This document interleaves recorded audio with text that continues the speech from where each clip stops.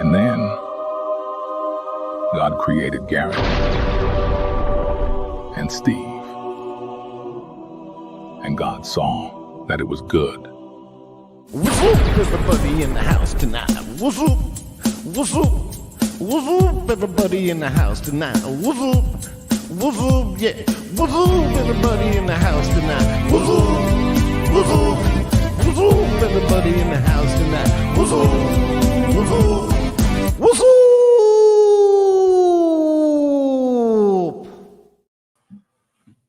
Welcome back, everyone.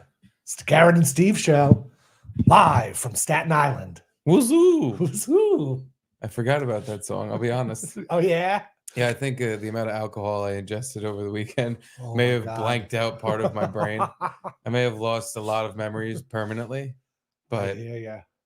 you know, that's the cost of going to a Bisconte party. But I want to say before we get to that, let's talk a little bit about Thursday, just because we didn't get to talk about that. And tons of people showed up. I wanted to thank everyone for coming out. It was a really good time. Thanks to Bill Schultz, Bob Van Patrice, Beer, Matt Me, Bobo, beer Larry shirts. Baya. Yeah, Like, it was crazy. I don't know. It was a fun time. there's quite a cast of characters that ended up being there. Yeah. That was and yeah, that was Thursday night, which was before the Bisconte wedding. Yeah. So that was another night I drank. I don't know how you did it. Like, I left once the Yankees won and there was still like 5 minutes left in the football game. And you had to get up earlier than me and catch a flight. And I'm like, I got to get back. I didn't even pack yet or anything. Here's how I did it. Not very well. I did it. I'm in a stupor to this day. After tonight, I swear I'm done for until Thursday. Yeah. So I'm taking a full day One off day off. of drinking because I can't do it anymore. No, you're right. I stayed until the end of the football game, and then a little bit after that, but not really much longer than that. And then once it was funny because I was like, all right, I guess I'm gonna get going. And then everybody else all at once like flew out the door, and I was like, how am I? Wait, You were the last one to leave. I was kinda? one of the last people there, and I'm like, how the fuck did this happen? Huh. Where'd everybody go? Everybody flew out at the same fucking time.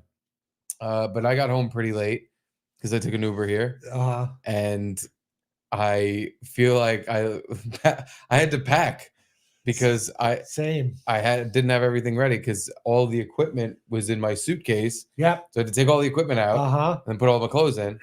Yep. So by the time I went to bed, it felt like I literally blinked. Like I was like, all right, here we go. What? Is that an alarm? I just lay down and closed my eyes. There's no way there's an alarm. Oh. Then what? Yeah. What was your flight? It was at like 10. Oh, all right. That's not 9. I was boarding 9 something. I thought you had like a 7 o'clock flight. So not that that's any better, really. A few extra hours sleep. But No, because with the child, we had to take the child with us. We had to wake up at like 5:30. Oh So my God. I think I slept for like 3 hours. Yeah. Yeah. That was same with me. I mean, I had a little bit later flight, but suitcase was packed full of crap. Had to come back, pack all my stuff in a drunken stupor, and you just know you're going to forget things. Yeah. Yeah. Luckily, I didn't, but yeah. I went the other way where in a drunken stupor, I just packed too much. Oh, yeah. I apparently threw like fucking 8 t-shirts in there. I was like, what? When I opened the suitcase in Charleston, I was like, what the fuck? What am I going to wear all these? Why did I do this?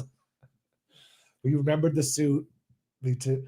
I remembered to pack every part of that suit, the tie, the shirt, all of it. Wow. It all came down to Charleston. Yeah, mine was in like the dry cleaning bag from the last time I wore it, which I think was my wedding. It's my wedding suit. And didn't even check if like all the components were in there and just like pray. I just folded it up and prayed and made it. Yeah. For all I knew, there was a fucking huge mustard stain on the front of mine. I really didn't check. I took it off the fucking hanger and I put it in the suitcase, which I somehow had time to do this, but I Googled how to put suit in suitcase. How do you do it? Because I just folded it up. Yeah, there's in basically, thirds. I followed what it was called like suit origami. The pants and the shirt I just threw in there, but the jacket, I'm like, how do I keep like from crushing the shoulders? Yeah. Apparently, you're supposed to like pull it inside out, like the sleeves, and kind of pop them the other way, and then fold it in half. Oh, all right. It worked perfectly in that my suit was completely fucking wrinkled when I got there. I was just like, well, at least it's not ruined, I guess. Like the shoulders still look like they got some poof to them. Huh. I figured we had 2.5 days of it hanging in the closet at the hotel. It would straighten out. Well, I stayed at the Charleston Place, which was the fanciest hotel in town. It really was. It really was. Like it was supposed to be equal to our hotel. We stayed at the Bennett, and it was above and beyond. Your hotel was way better than mine. I don't mean to brag, but it really was. It was fucking insane. I mean, when I look at how much I paid, I'm like, well, it fucking better be. Because I paid about $500,000 fucking to stay at the goddamn place. Do you want to say? Because we paid, I think, $800 a night. Was yours more or less? I think it was around there. Okay. Might have been slightly more, but really not. It was around there. Yeah. Like we had shitty, no movies, TV, no Netflix, no YouTube TV thing. We had a guide. We did have an outdoor porch though, like a whole thing and outside just for us with like 4 chairs and tables. And that was really nice. Okay. I definitely didn't have that. But, we get there, and I guess we didn't pee the first day we got there. We wake up in the morning, and Jamie's like, I don't think the toilet flushed when I went to pee in the morning. And then I went to pee, and I was like, oh, you just got to hold the handle down, or you hit it, and then it just, and then this water just slowly raises a little bit higher. And we're like, oh. So we had to have some guy come snake the toilet. It's like, really? This is like a 5-star hotel? The 5-star hotel? And you're saying my wife just clogged the whole thing up? Are you trying to tell me? But we did have in the lobby, gentlemen, please remove hats before entering the lobby sign. Oh. So it was that fancy. That's super fancy. Yeah. Yeah, no, well, I walked in and they tried to take my bags, and I was like, no, I'm not tipping for that. I'm going to have to tip you people for 100 other fucking things. Oh, my God. Get away from my bags. Yeah. Everything's a tip around here. Apparently, you're supposed to tip the concierge when they book stuff for you. Oh, I could see that. I didn't know that.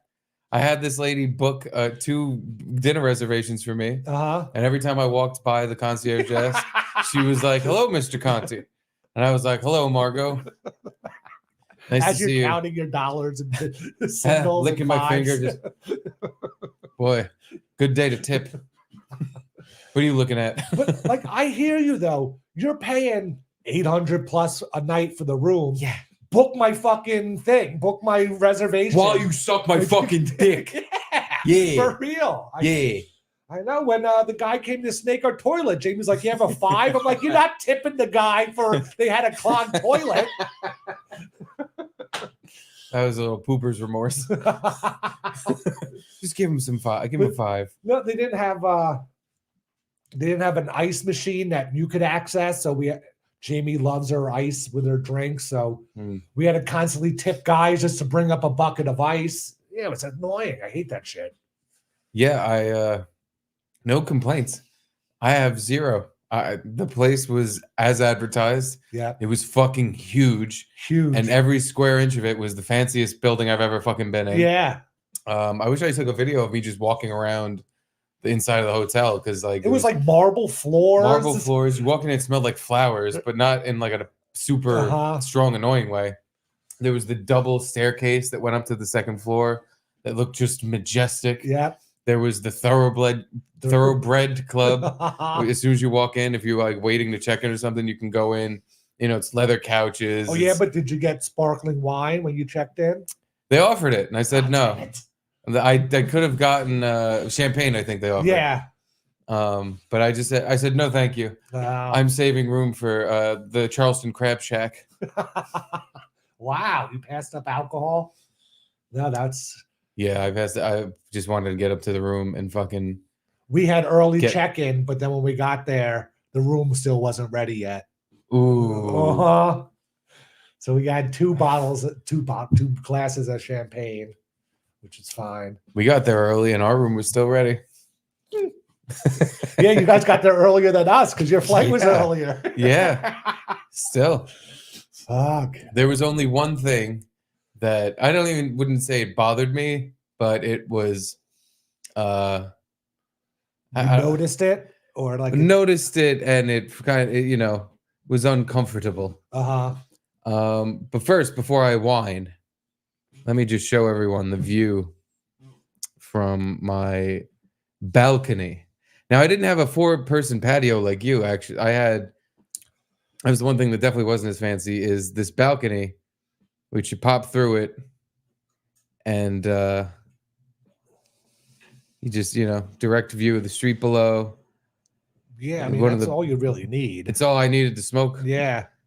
It was a little, being someone who's afraid of heights, that angle was a little. Oh, yeah, 3 stories up. That was 3 stories up. But it like, there's no room to stand. It's one of those things where you just feel like you're at the edge of it the second you walk out of it. But it was extremely nice. I can't complain. I had a view of the nice part of town, all the shops, all the touristy shit. Yeah, that was the thing too. Like, you were in the heart of Charleston.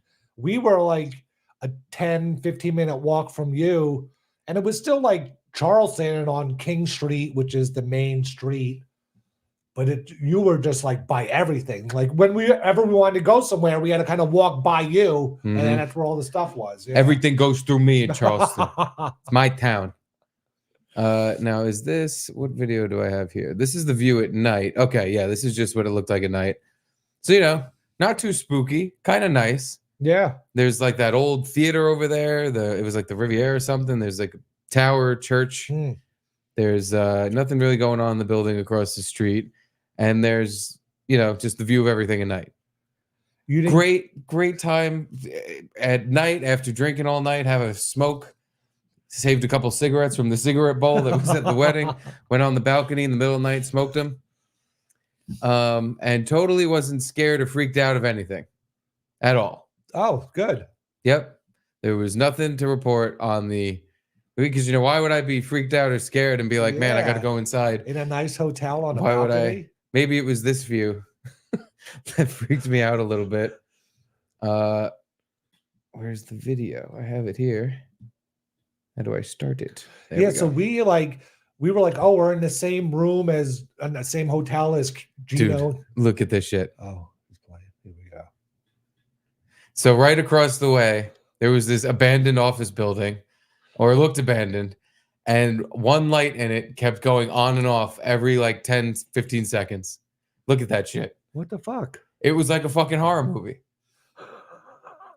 And I could not stop fucking staring at it. Because I'm like, well, the second I look away, like there's going to be someone. What's going on? I don't know. It like pops on and then flickers a little, then pops off again? It looks like a fucking horror movie. It looks like if I looked at it long enough, eventually there would be a guy standing there staring back at me. Light would go back off. And then the next time light comes on, he's gone. And I'd be like, oh, fuck, he's coming here. But every time at night I went out for a cigarette, I just stared at this the whole time. That's creepy. Yeah, it's not even like it's a motion detector light and there's a bug flying around because it turns off too quick. It's just a ghost playing with the lights. It's a ghost playing with the lights. Or more accurately, some guy who murders people at the Charleston place. He waits for them to go on their balcony. He starts doing this. Gets their attention. After he sees them looking, he then pops out and does it. And then pops back in and does it. And then I'm like, oh my God, did I really see that? Or am I freaking out? Did you show Caitlin this? Hell no. You still didn't? She's afraid of fucking ghosts. I know. Gonna show her the horror fucking window? I didn't know if one drunk night you like lost your facilities and just spilled the beans to her. No. No. One drunk night, I even in my drunkest, I wouldn't bring up, hey, you want to not sleep tonight and blame me? Check this out. And yeah, when I would go back into the room, I would close the curtains over the fucking balcony because I'm like, well, I don't want to be looking at that. And I always just had to peek one more time. And every time I took that last peek, I was like, oh, fuck, I'm going to see it. Still there's nobody there. Okay. But how fucking just weird is that? And it was every night we were there, 3 nights. Every night I would go out on that balcony, and every night I couldn't help but instead of looking at the movie theater, the churches, or anything, I'd just be fucking staring at this. Like, I know if I just look at something else, I'm gonna see something in my periphery, and then I'm gonna be like, oh, someone's watching. So some hotel murderer is watching to see his next victim. Could you tell in the daylight if it was still happening? No, I couldn't tell at all. I looked. That is weird.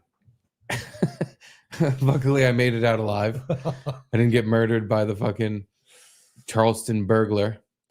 But yeah, we were in the same hotel as Gino and Keanu.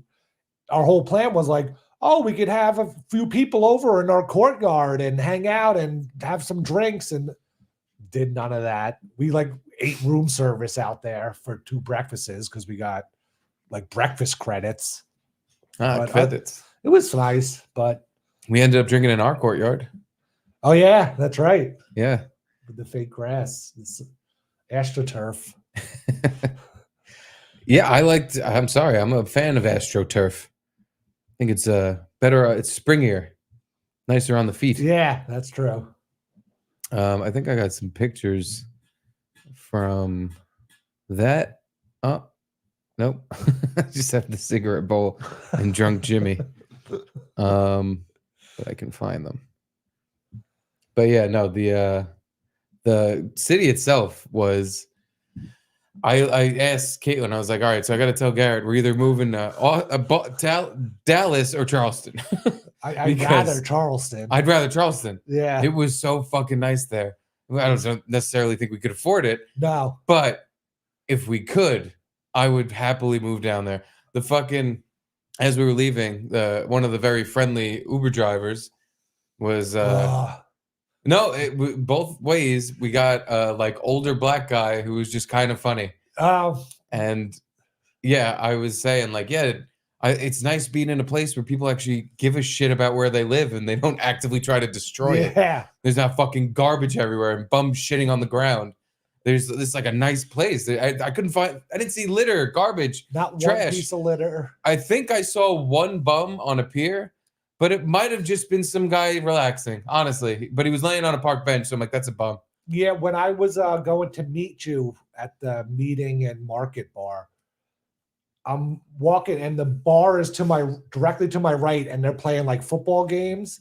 And I'm kind of like looking in there and also trying to see if you were in there yet. And there's a guy pulling like not like a big suitcase, but some sort of bag behind him. And I'm like looking for you, and I kind of get close to his bag, and he like stops and pauses and does like, I just get that New York City bum vibe where he's like wants to start problems. So I just like pretended I didn't even notice and just kept looking past them. But that was the only bum I saw. And I'm not even 100% sure, but something was off with him. Yeah, it might have just been a weird guy. Yeah. That might have been get too close. The absolute sketchiest that it was just some kind of weird guy. Yeah. Because Charleston had like the whole city's very old. Like all the architecture's old, at least the part we were in. Every building had a plaque in front of it about this family that owned it. This guy signed a Declaration of Independence and he lived here. And yeah. And because it's so old, a lot of it's like tightly packed and there's these cobblestone alleyways and they're kind of dark, but a little bit of light. But I remember thinking like, if this same alleyway was in New York, I wouldn't walk past it. I'd cross the street. But here, I'd walk down it. Like it looks. I felt completely safe everywhere I walked. And those are the places where you think there'd be like a soda bottle or a bag of garbage someone just like threw down. Nothing. No, it was insane. Yeah, I saw maybe one cop car. I think walking back from the night we hung out before the wedding, and that was at like 2 a.m. or something. There was a cop car parked in one of those alleys, and that's it. I don't think I saw one other cop car. Didn't see a cop walking the streets. I saw a couple. One was just random in an alleyway, like watching the Market Street. The other one was when we were taking our Uber to the airport, and we had our driver was the older black guy driving a Mercedes. Got driven to the airport in a Mercedes. Oh, nice. But we stop at a red light, and this cop car is across the street parked.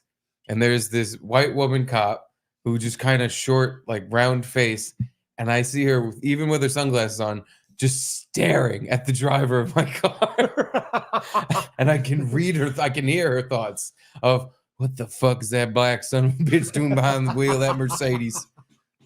Either he stole it, or he stole it. Yeah, there weren't many black people down there. Not many. Yeah. And the ones that were they're white people. Cowboy hats on. Literally a cowboy Yeah. hat guy. Yeah. Like they were very my Uber driver though was really funny because I was complaining about New York and I was like, this place is fucking great. Yeah. And he was just like, hey, we have a Southern standard here. It's true. Down here in the low country. It's just, oh my God, you're like a fucking cartoon. But it's like, why wouldn't they have homeless? It was perfect 80 degrees all weekend, perfect weather. Doesn't seem, it didn't rain then, but I don't know how the weather is otherwise, but it seems like better than New York. They must tie him to the back of those rickshaws. You know, did you see the bicycle rickshaws that roll over town? They must fucking have those guys take a lasso up the homeless guys and just drag them out of town with the little Throw bicycles. them in the water. Just chuck them off the pier. Because there was a very noticeable absence of bumps, except for at the wedding, Yes. The wedding. That was the most bums in one area. which I kept telling people. Because when we hung out at the hotel bar, though, you know, talking with random people, they were like, "Oh, what are you here for?" I was like, "Oh, you know, here for a wedding, my friend." Where is it? And is it here at the Charleston? I was like, no, it is not here at the Charleston place. Excuse you. I'm here at the Charleston place, not my bum friends. But everyone who asked, I told them like it's some abandoned theater. It's in some rundown, shitty abandoned theater. They don't, you know, we're just kind of my friend told me to bring a crowbar because he needs me to break in for him so we can let the wedding party in. And it's an open bar, though.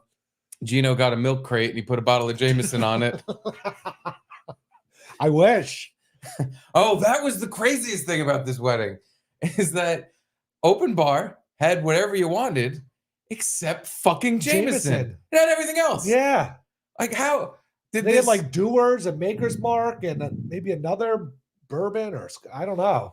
And a bunch of shit. Yeah. But specifically missing was the Jameson. And it made me wonder.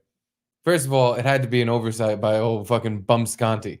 That's what my thought was Gino didn't do any planning of the wedding, and Keanu's not going to think about it because Keanu had her. Or not think about it. She thought about it, and she's like, that's Gino's crazy juice. Oh, that's a good point, too. That's what, you know, too much Jameson, and Gino ruins his own wedding.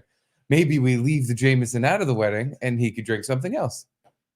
That is a good point. Wow. That's what I would do. Yeah, because there was the White Claw right after the ceremony. There was people handing out White Claws for Keanu, and then Skittles, a jar of Skittles for Keanu. So yeah, her bases were covered. But yeah, we couldn't believe it. We walked up to the bar. We're like, what? No Jameson? No Jameson. But A very Bisconte misstep. Oh, real quick, we got a $10 one. Just kidding.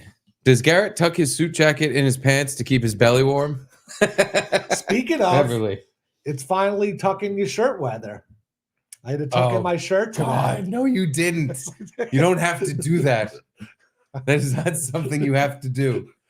I don't have to do that, but I want to be comfortable. I swear to God, there's no way your belly gets that cold. Your belly. It comes up through the bottom of the shirt. No, your shirt, it should be covering over your belt line. So you should be covered. There should be no cold happening. I could tell the difference. I'm telling you, you just like, oh, I like it better when my pubes are hot. I'm going to tuck my shirt in and give myself another layer so I can get sweaty pubes. Crazy. I can't imagine. I already sweat through fucking everything. Just more warmth would kill me, I think. It was like 56 today or something. Yeah, it was cold. Yeah. You put a jacket on. I had a jacket There you go. with my shirt tucked in underneath. I mean, if you think it looks nice, then you could just admit, No, I think I look very spiffy with my shirt tucked don't. in. I'm like a little neat boy. Because the second I But- get into any place when I take my jacket off, I pull my shirt out because it looks so dumb. Agreed. You look silly. Anybody who walks around with like jeans and a very tucked in shirt and like high water, like your pants barely reach your shoes, you look like you have something wrong with you. Thank you. Like you're like your mommy taught you how to dress when you were 5, and you're like, and I've been sticking to it ever since. Tucked in shirt, tight pants. I throw my pants down all the way when I take a pee. You're that kid. I throw my pants all the way down when I pee while I'm closing my eyes for my haircut. Which Bill Schultz does too. Thank you very much, Bill. That is not the kind of support you wanted. I'm sorry. The fact that Bill Schultz also closes his eyes during a haircut did not bolster your case in any way. I apologize, Yeah, but that really hurt your case. if it anything. did. The guy who gets less haircuts than I do. Gets less haircuts and keeps his socks in a kitchen drawer. I really wouldn't try to follow most of the things Bill does, It's a fair point. other than just who Bill is. I enjoy him quite a bit. Yeah. His personality makes me happy, but his life choices make me scratch my head, to say the least. He seems to have fun though. Bill's always having fun. Yeah. He was having fun this weekend. Yeah. We saw him. He was supposed to be on my flight, and I did not see him. Huh. I wonder if, because there just so happened to be a baby crying on the other side of literally our row. Yeah. And I wonder if he heard that immediately and was like, I don't know those people. Like he thought it was us Oh. because we brought Charlie Boy. And he avoided you somehow? That's the thing. He must have gotten on the plane before us and been in the back. Yeah. Because otherwise I would have seen Seen him. him walk by. But I was in more the middle of the plane. So I looked around. I couldn't find him. I thought maybe he'd gotten a little too beer shirts the night before and maybe missed his flight. Like we all did. Dude. Jeez. And we didn't even hang out with Drew and Mead and Bill. No. They were partying hard, since the day before the wedding. Thank God I avoided them. Just not because I didn't want to hang out with them, but they were going hard in the paint already. It was like, oh, geez.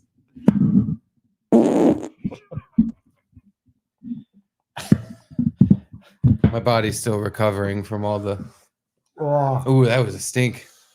But no, we went pretty hard the night before the wedding anyway. we did, yeah. We drank a lot. No, but Drew texted me at like 1:00 in the afternoon, like, Oh, "Hey, no. we're up on King Street drinking at this social club," and I was like, I didn't even respond. I was like, I don't even want to have to make up an excuse. I'm just like, nope, I'm not doing that. No thanks. Maybe you could text me later. That's when I went to the South Carolina Aquarium. Ooh, It was around 1:00 on Saturday. they had an octopus there.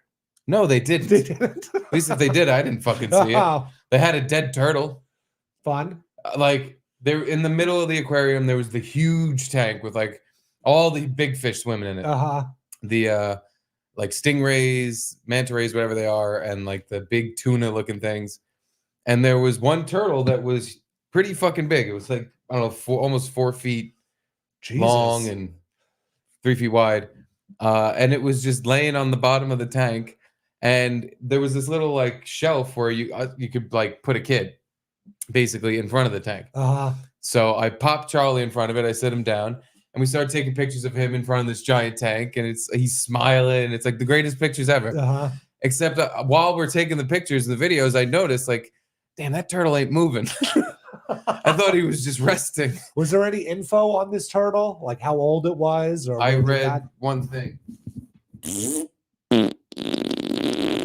Oh my god! That was the information I acquired from the turtle. Ooh, smells like dead turtle in here. But so yeah, in the middle of our little cute photo session, I was like, maybe we get Charlie away from the dead animal. It just doesn't look right. I don't like it.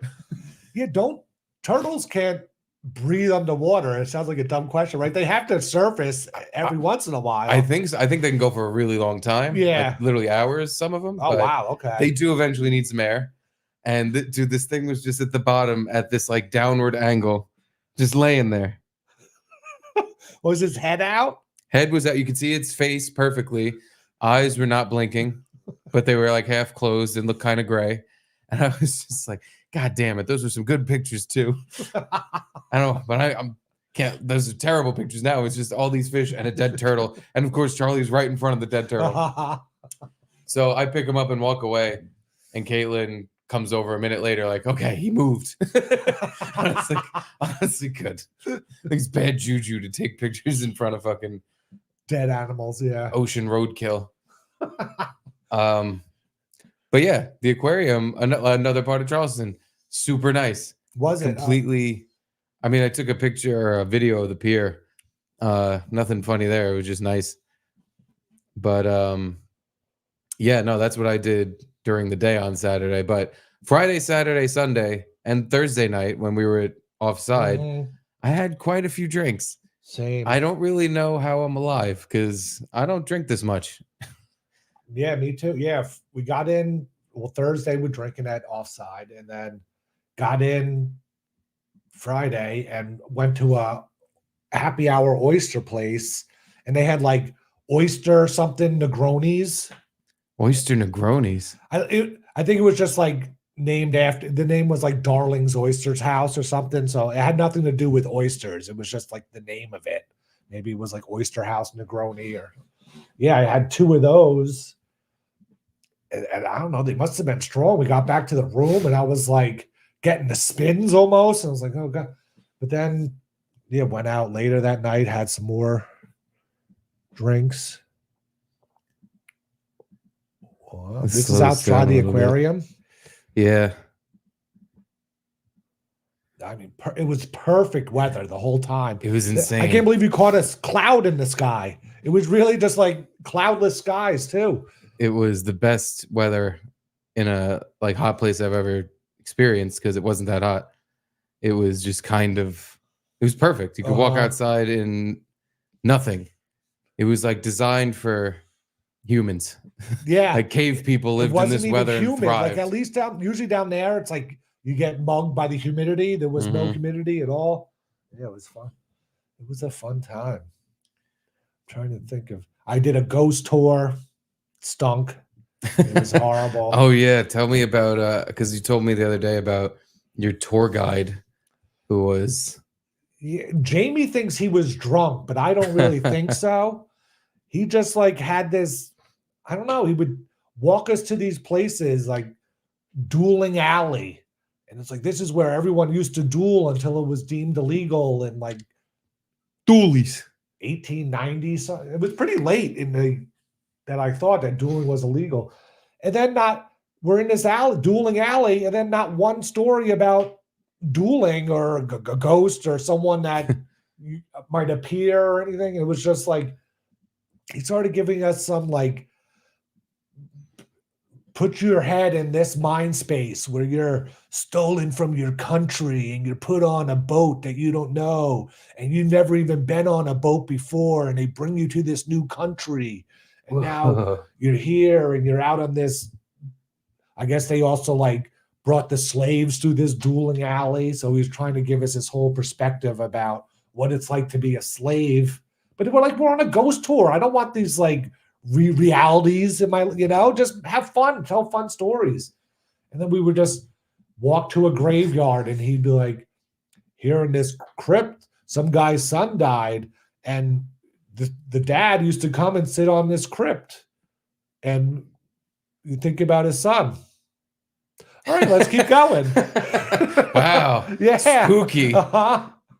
Yeah, I just love the first part though, where he's like, yeah, back in olden times, it really sucked to be black. Any questions? Spooky, huh? Very spooky. No. Yeah, there was like I guess there was some mausoleum or whatever you call the things that are above ground in the cemetery, like a big box that you put dead people in. The dead box. And there was some daughter that got put in there, but then the door kept opening. So they like sealed it shut, but then the door opened again. And then he's like, any questions? Like, it was like, there was never any finality or any weird thing. It was just like, yeah, this happened. And then they decided to empty the crypt and bury people other places. Okay, thanks. Ooh. Did you Uh-huh. guys see the ghost?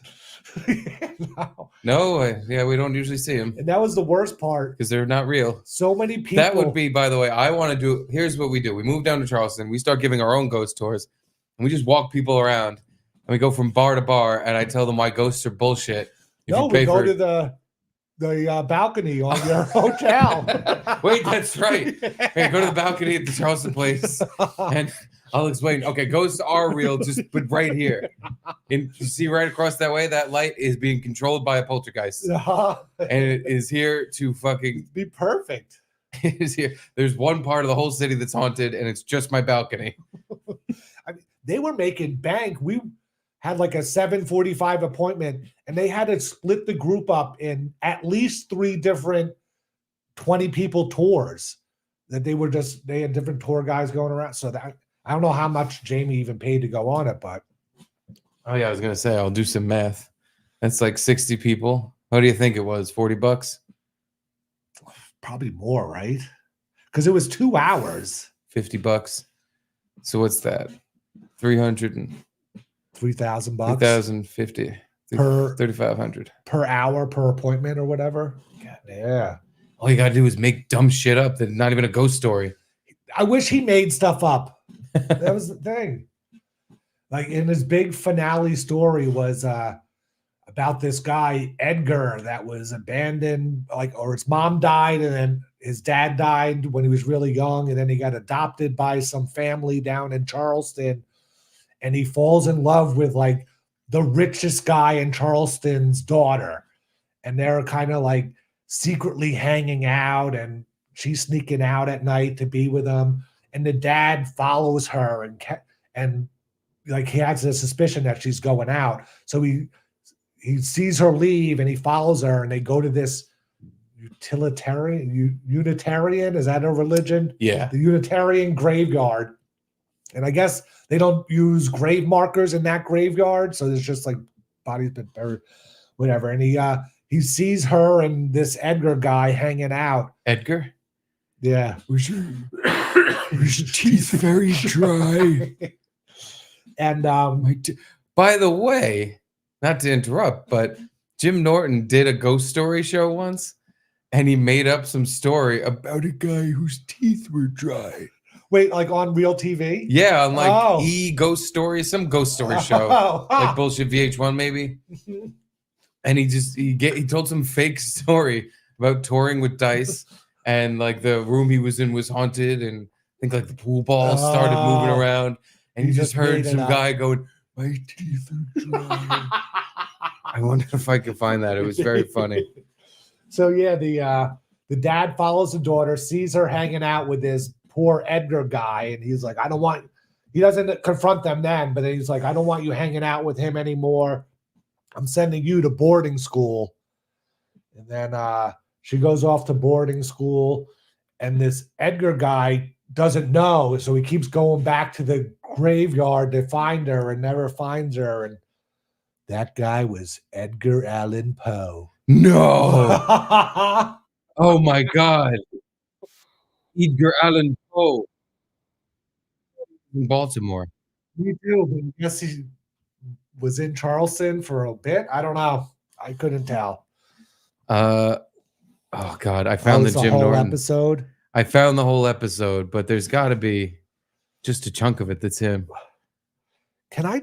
I'm gonna change my chair. You want to change it? All right. It's so squeaky. You picked the squeaky I chair. feel like it's a squeak, man. Play Jim Norton's thing Okay. while you change your chair. Just make sure to smell. Oh, look at you, skinny Garrett. You can just walk past the camera without knocking it over. Here we go. We worked in Vegas There's a lot of I'm just gonna talk and say stuff to fill a lot of time because I'm making up a story about fucking Edgar. Oh, the fridge is open. Or there's a bomb in here. Church should team up to do ghost tours. Like we went into dungeons. That's where they like did sold slaves, auctioned off slaves, and not one story about like a slave attacked a guy and he killed him, and now the ghost. Nothing. It was just like a history lesson. It was really strange. Didn't the guy who did the tour say, "I'm the god of his"? Yeah, at the end. Would also before that, at the end, like usually the guy's like, you know, you don't have to tip, but I'll accept tips or whatever, blah, blah, blah. He just like, all right, that's the end. And then started walking away. And one couple went up and was like, here's a tip. And then he kept walking and we were ready to give him a tip. And we were like, fuck it. He just keeps going. Fuck this guy. Yeah. So I didn't even tip the concierge. I wouldn't have tipped this guy. So yeah, he's at the end, he's like, they're going to send you an email that, you know, you have to rate me 5 stars if you can.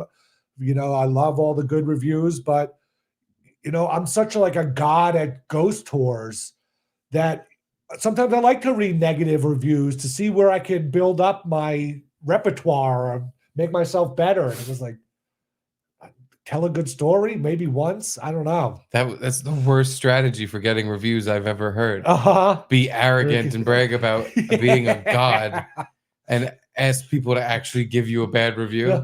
Please tell me you gave him a bad review. You know, they emailed Jamie, so I'm not sure. I didn't do anything. Please tell her. Yeah. 1 star. This guy was stupid and gay.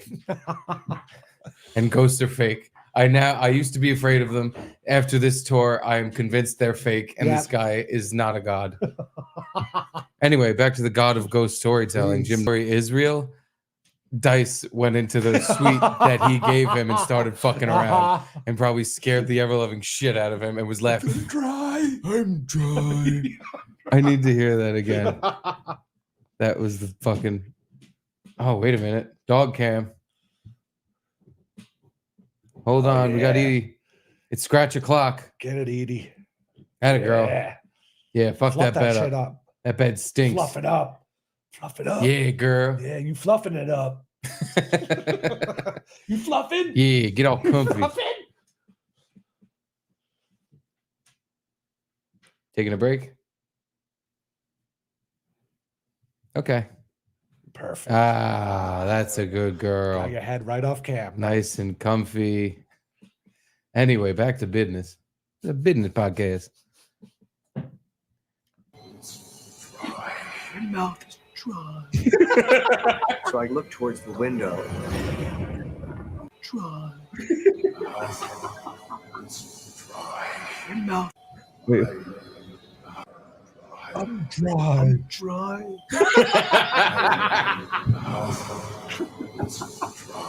Your mouth is dry. So I look towards the window. I'm honestly surprised he didn't just go like, I'm a fucking ghost or something. Boo! Boo. Did I fucking scare you? I'm a fucking ghost. I'm spooking. Do you It was think a reflection of something. any reality in the story? He just made it up just to do my teeth are dry joke. I think he made it up. I don't think he, or maybe this is the origin of Edgar. Maybe yeah, that's what I'm saying. A ghost that Jim Norton met in a suite in either Atlantic City or Vegas. Now I don't remember. I think it was Vegas. And they didn't get the ghost actor to start going, my teeth are dry. Yeah. It sounded like he kind of was, but I couldn't. Shalom, everyone. My name is Eris Soref. I'm the president I got of an One ad for blocker and it Israel. didn't work. I forgot where that was. Your mouth is dry. I'm dry. My mouth is dry. Yeah, my mouth is dry. Oh, that didn't make you believe in ghosts. The Edgar suite. Oh, you're staying in the Edgar suite. You think you know, April Fools? Oh, that's so fucking funny. you know how like if you buy a house and someone's murdered in the house, they have to tell you? Do they? Yeah. Well, guess I'm not going to be murdering anybody in this house then. Gonna Yeah, it'd be drive hard down to the sell it. resale Yeah, value. Yeah. But you would think they'd have to do that in a hotel room too. What, they have to put a sign on it? Or just let you know, like, hey, someone died in this room. They would never be able to sell that room. Unless I wouldn't care. Unless it's someone famous, like let's say James Gandolfini. Oh. And let's say you booked the hotel he died in You specifically because you wanted that room. Did you get it? No, they remodeled after he died. It was almost like they got a weird reputation and didn't want to be known as this morbid fucking death hotel. Yeah, but you could go to the remodeled room. I did. Oh, you did? I didn't get that room. Oh. I got a nicer room, but I went to the room and took a picture in front of it. I was like, there might have been someone in it at the time. I don't know, but I just stood in front of the room number and like prayed to it. What did he die of? Heart attack? Fucking fat cokeheaditis.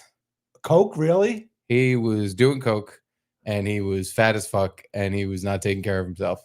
No way. I didn't know it was coke. So a coke heart attack? I don't know if he did coke that night, but like it was rumored that he was, he did it. Yeah. Like maybe not all the time, but he did it enough. And he was like just eating and drinking all the well, that part I can identify with. I haven't eaten and drinking like a fucking.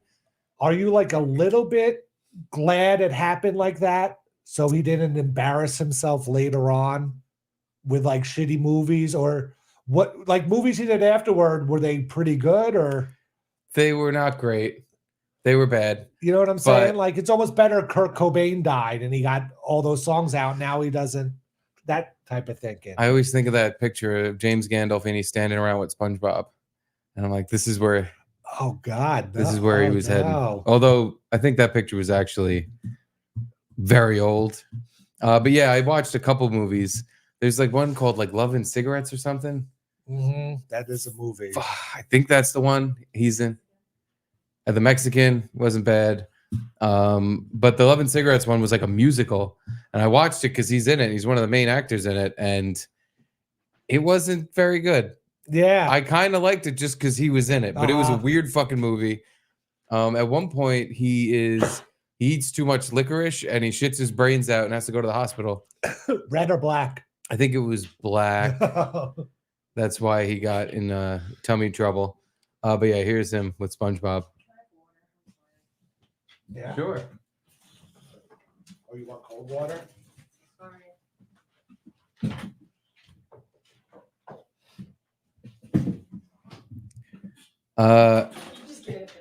Here's James Gandolfini. Wow, he took a lot of pictures with SpongeBob. Why? I don't know. I've only ever seen the one where he's got a backwards hat on. This one. I didn't realize there's like fucking 5. He's in different outfits. Why is he taking so many pictures with the Bob? His kids, maybe? Yeah, I just a bunch of different times. Maybe he's a big fan. I guess so. Huh. But yeah, no, I think I'd rather have him alive, even if it was a shitty trajectory. He was the best. At least if he was alive, they could have just been like, fuck it, let's do more Sopranos. That's true. They would have done something with it. He'd be at Paisan Con. You could meet him. If he was doing Paisan Con, I think I wouldn't want to meet him. I think I would, at that point, be like, oh, wow. You'd be saying, like, oh, it's James Gandolfini. Oh, look at him now. But no, I doubt we'd be saying, look at him now. He would be. The Sopranos is too popular. People would still be fucking sucking his ass. He died with people fucking just nonstop. Hey, Tony, oh, gotta go. I don't think that was going to stop anytime soon.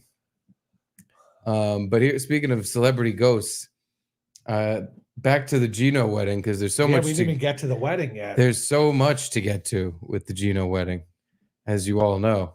If you're on Twitter, at least. But the night before, we were all drinking and having a good time. This was in that courtyard at the Charleston place. Saturday Night Gene made an appearance.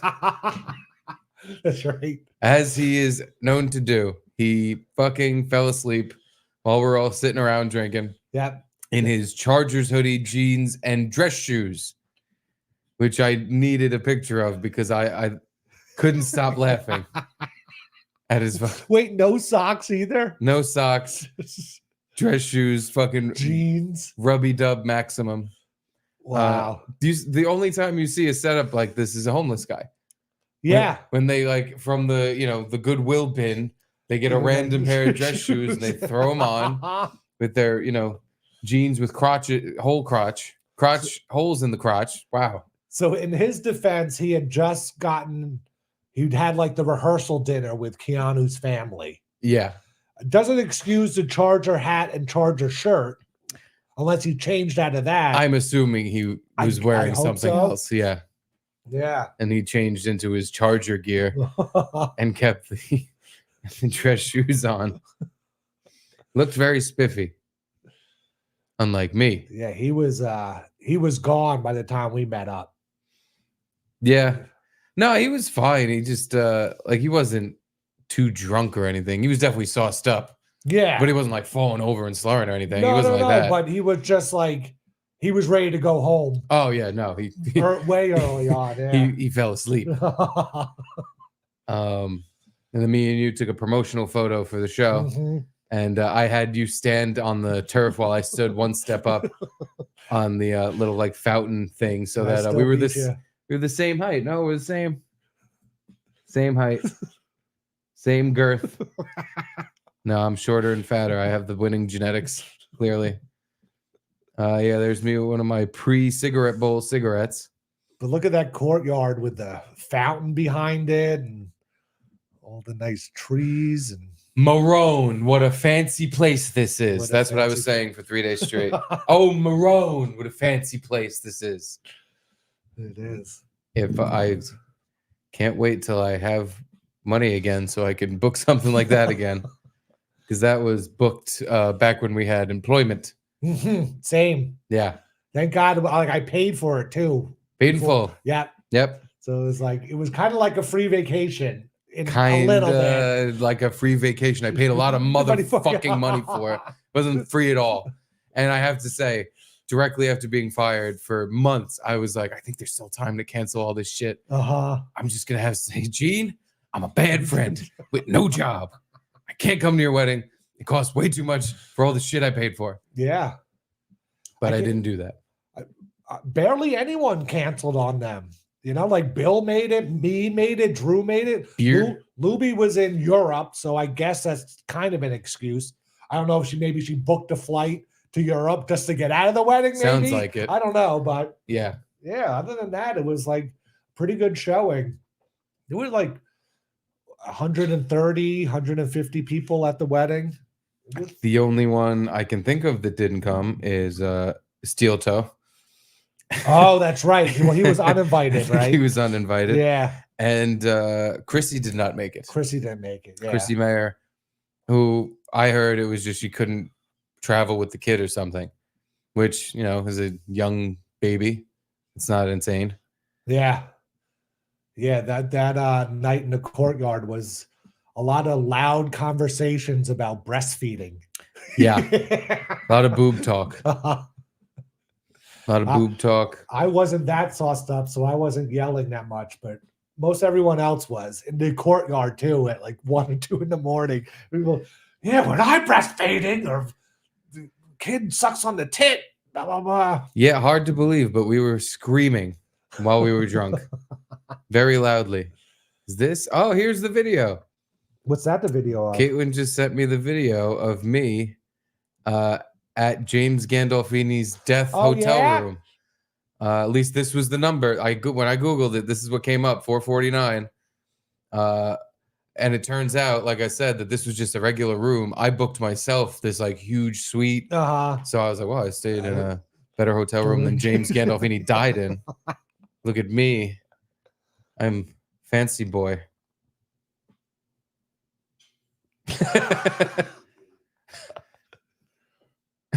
That was it. Play it again. Was that you doing the impression? That was me doing Paul. The Paulie or Silvio. That was Paulie. Yeah, fucking fancy hotel though. That was the Anantara something. Mm. But no, Wow. Could you feel his presence there? he was. My teeth are dry. I just kept hearing that echoing through the halls. So I guess do we have like the wedding was fun and great, but I don't know if there's like many stories to come out of it. I don't know. There was the black cowboy who said bars closed to me. Black cowboy and he was nasty to me. I gave a speech. That's true. That was Did you have any of that planned? So I opened the speech with I cleared my throat so everybody would quiet down. And then I just said, Gino is gay. That was all I had planned. Oh, yeah. After that, I was like, I owe Gino a speech like the one I gave at your wedding, where I don't have any idea what I'm about to say. So this could go bad. And I purposely, because also I didn't want to stress out about it. I feel like when you have to give a speech, you start writing things down and you start fucking giving yourself the agita. I was like, I'm not giving myself fucking agita for this wedding. I'm going to have fun. And so I'm literally not going to think about this until right before, which is exactly what happened. Wow. I was impressed. Like you did the Gino is gay thing, which was hilarious. You got a bunch of laughs. And then you had like a story about first meeting him and all that, like you did it pretty well. I felt like a hack, but not like anybody there would know, but I'm like pretty sure I've told the story of how I met Gino on the air. So I didn't prepare, but I was like, I'll tell the story of how I met him. Like, it's what came to mind. I don't know if anybody recorded it. I hope someone did because it was a success. I did not upset anyone. People were laughing. It was insane. It went really well. What? Huh? I was going to say, but not only did Jamie laugh, but by the way, here's me giving the speech. Someone took a picture. I look like I'm in some future dystopian Nazi rally. Fucking, I don't. It looks cool as hell. It does. I was surprised. Like I remember seeing the stage and thinking it looked nice, but I didn't realize it looked like that. Like that looks. It really looks like a movie scene. Yeah. Mead sent me that picture, and I was like, oh wow, at least there's some proof that I did something. Those lights, by the way, were fucking my eyes up. Were they affecting you at all? No, not that I remember. Oh, like every time they get into my periphery, all of a sudden it would be like the TV test screen. Like I'd see all different colors of the lights. Like they would change. I kept having to close my eyes. And when he was playing music, they changed color. But it would just like some like an acid effect or trails or something. Yeah, the lights would at the right angle or something. All of a sudden I'd see like 6 or 7 different colors of the lights all going. I don't know. I kept having to like look away. I don't know what, and I couldn't like recreate it. I was trying to get it to happen, and it would just like all of a sudden randomly, all of a sudden it'd just be like these colored lights in my eyes. But it was no, I didn't get any crazy acid trip tracers. I don't know why. I just went up there, gave a speech, and was like, oh my God, they're all not upset. This is going great. Jamie was happy that you called Keanu stupid. She was like, at least she called her stupid too.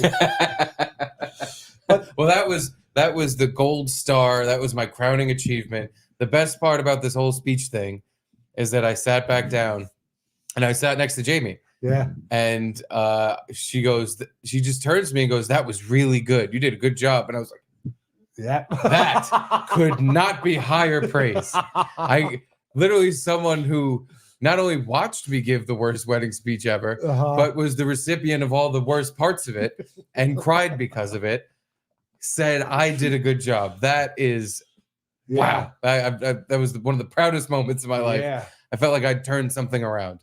I couldn't unruin her memory, but I gave her a new one that was just like, all right, yeah, he's a human. He could do it. He's a guy who's not just some monster piece of shit asshole. He's a guy. That's why I didn't even like.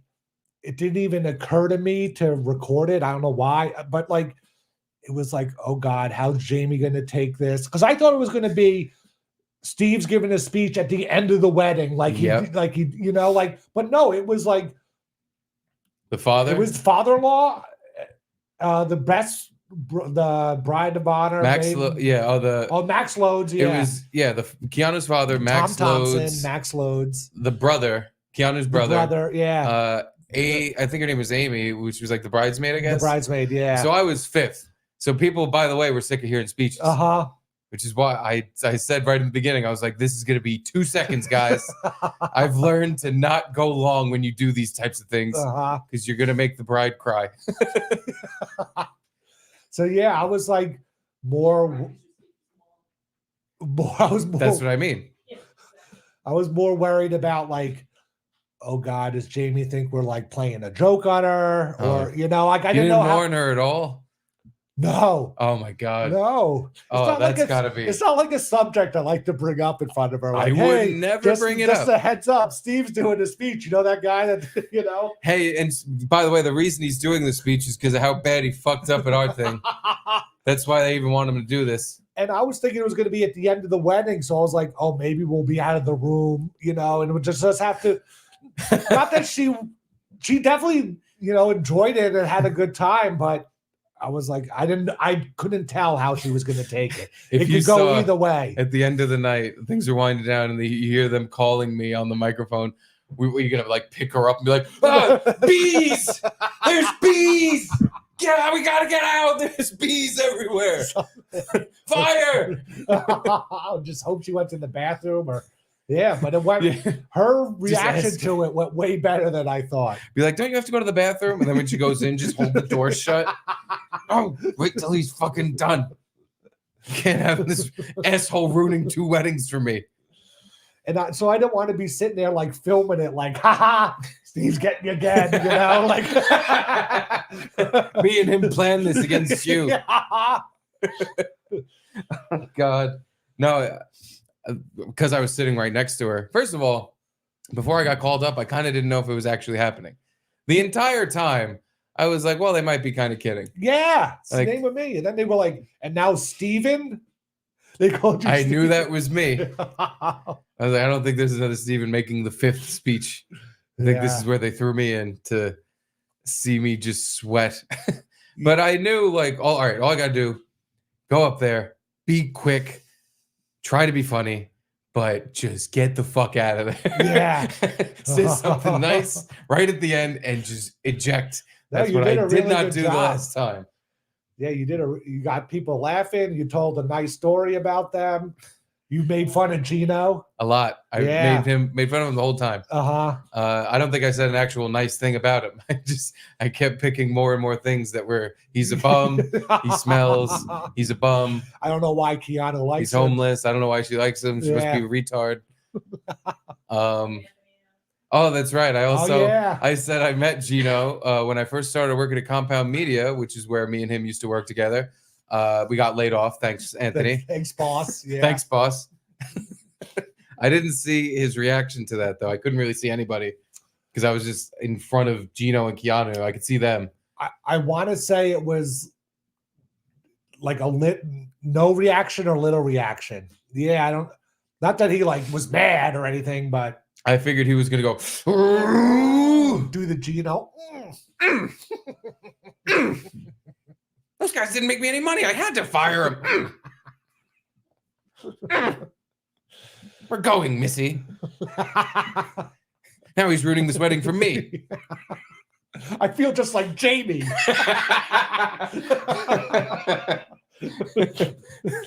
I'm surprised you didn't turn to your wife and just go, this fucking guy, right?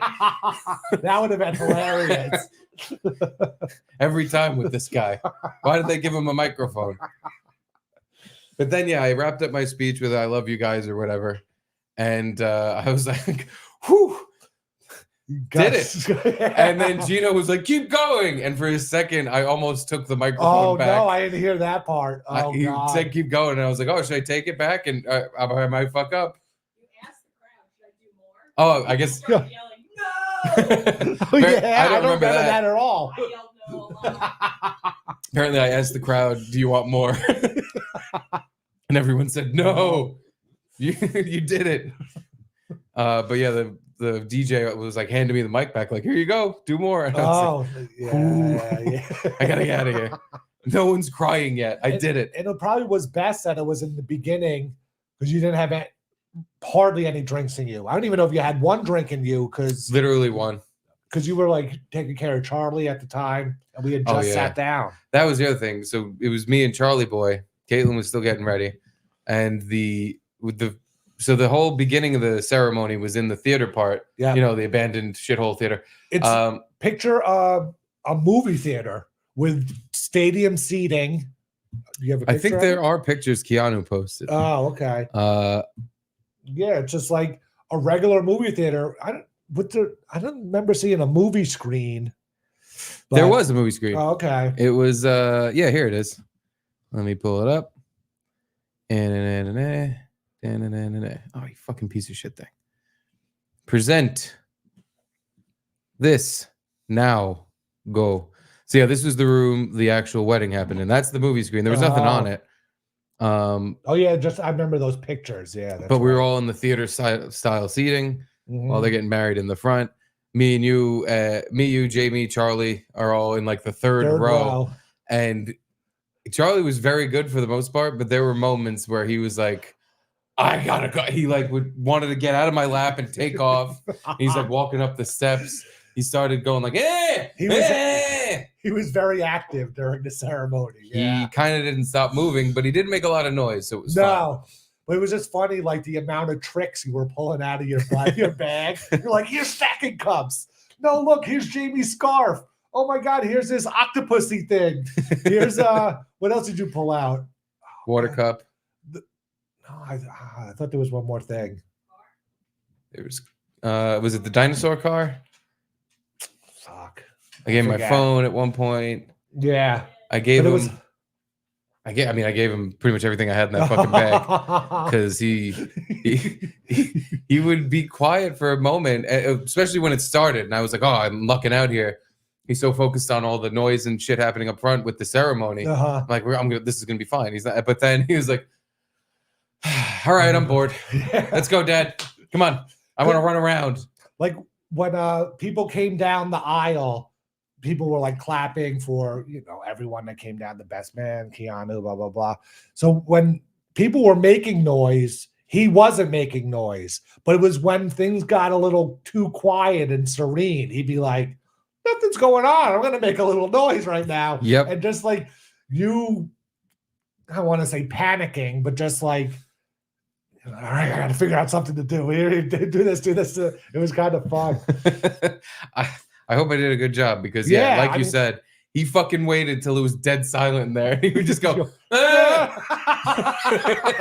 would go, Charlie, what the fuck are you doing? Why? He did do that. Right. He just once it got quiet, it's hilarious. Luckily, there were a few other kids there that were even older than him and doing the same stupid stuff where it was like, hey, Dad, what's going on with the girl in the train? He's like, shut up. Yeah. You heard that? I heard that one. Yeah, anytime another kid made noise, I was like, whew. Thank God. That gets some heat off of me. Makes me look like less of it. But then the heat got on me because we go from the theater to the upstairs cocktail hour. Oh. And for some reason, it was a sauna in that fucking room. Yeah. Me and Charlie are in full suits. He's in his little baby suit. Yeah. And I immediately, as you saw, I just pulled up a chair at one of the tables and didn't move for like a half hour, 45 minutes. I was just like, it's too fucking hot. He is doing too much. I fucking am just gonna sit here. Yeah. And I was pounding water because I was fucking sweating my balls off. I feel like they turned on the AC once we got in the room. Yes. Because the room was hot in the beginning and then eventually it kind of got bearable. Definitely wasn't cool, but no, the room temperature changed because there was a point where I was literally like, am I gonna fucking pass out in here? Like I'm dying. I'm 2 days or 3 days worth of hungover at this point. Yeah. I'm in a fucking suit, which is just now a heat. I'm in an oven. Poor Charlie, with my shirt tucked in, so my pubes are fucking super hot.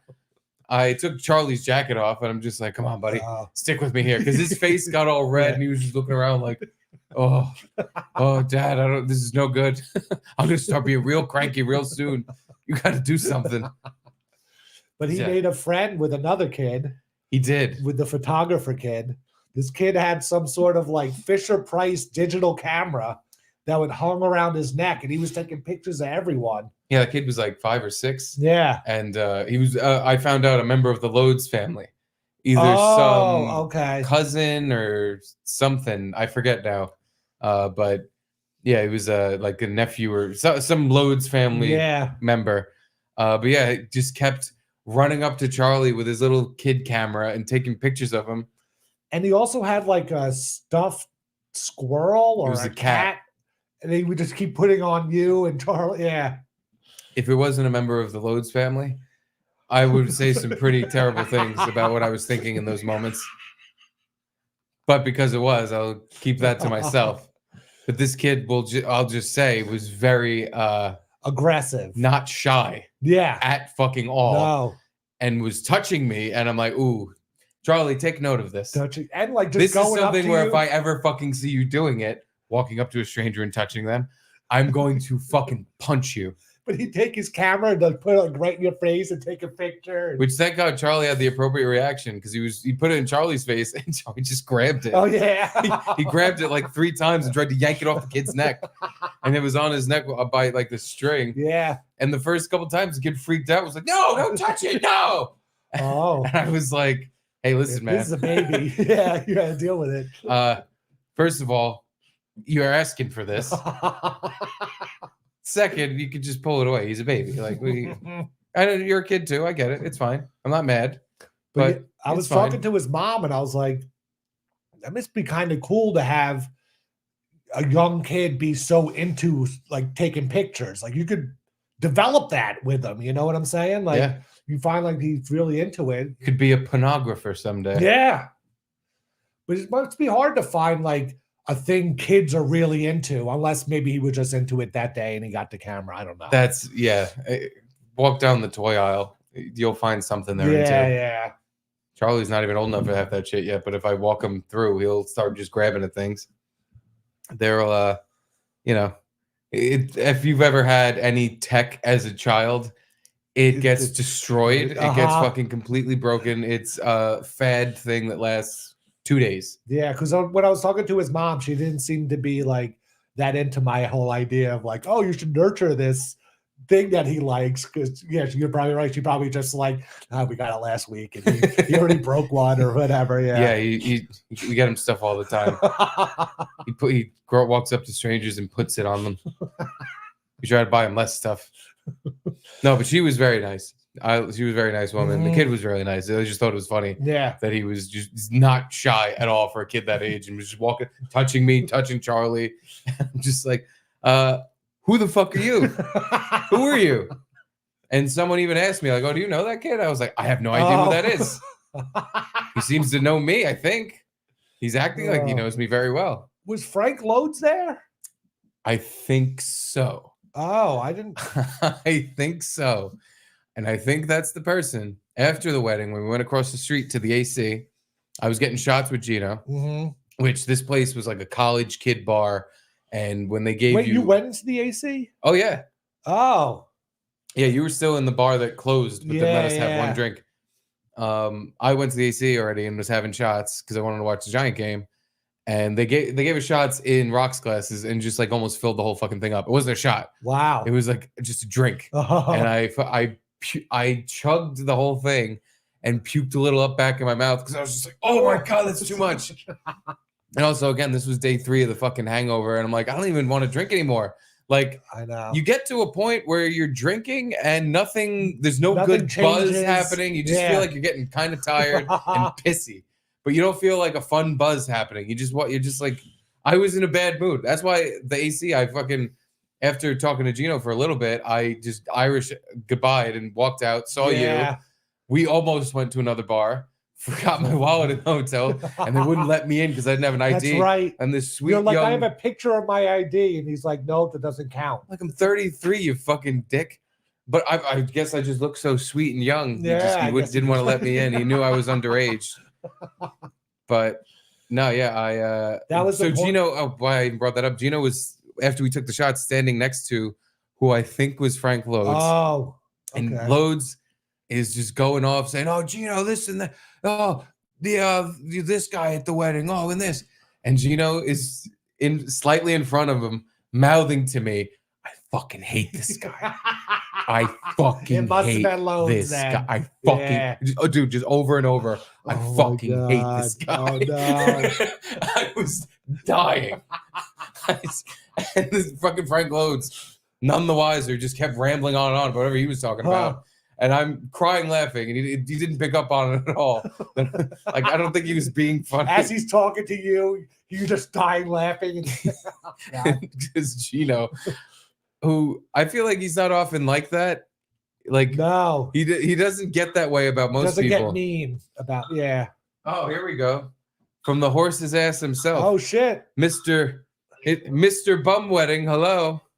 Let me say thank you for making me feel better, because it wasn't Frank Lodes. It was Frank Lodes' younger son, who is a cock-sucking, insecure piece of faggot shit. Holy shit!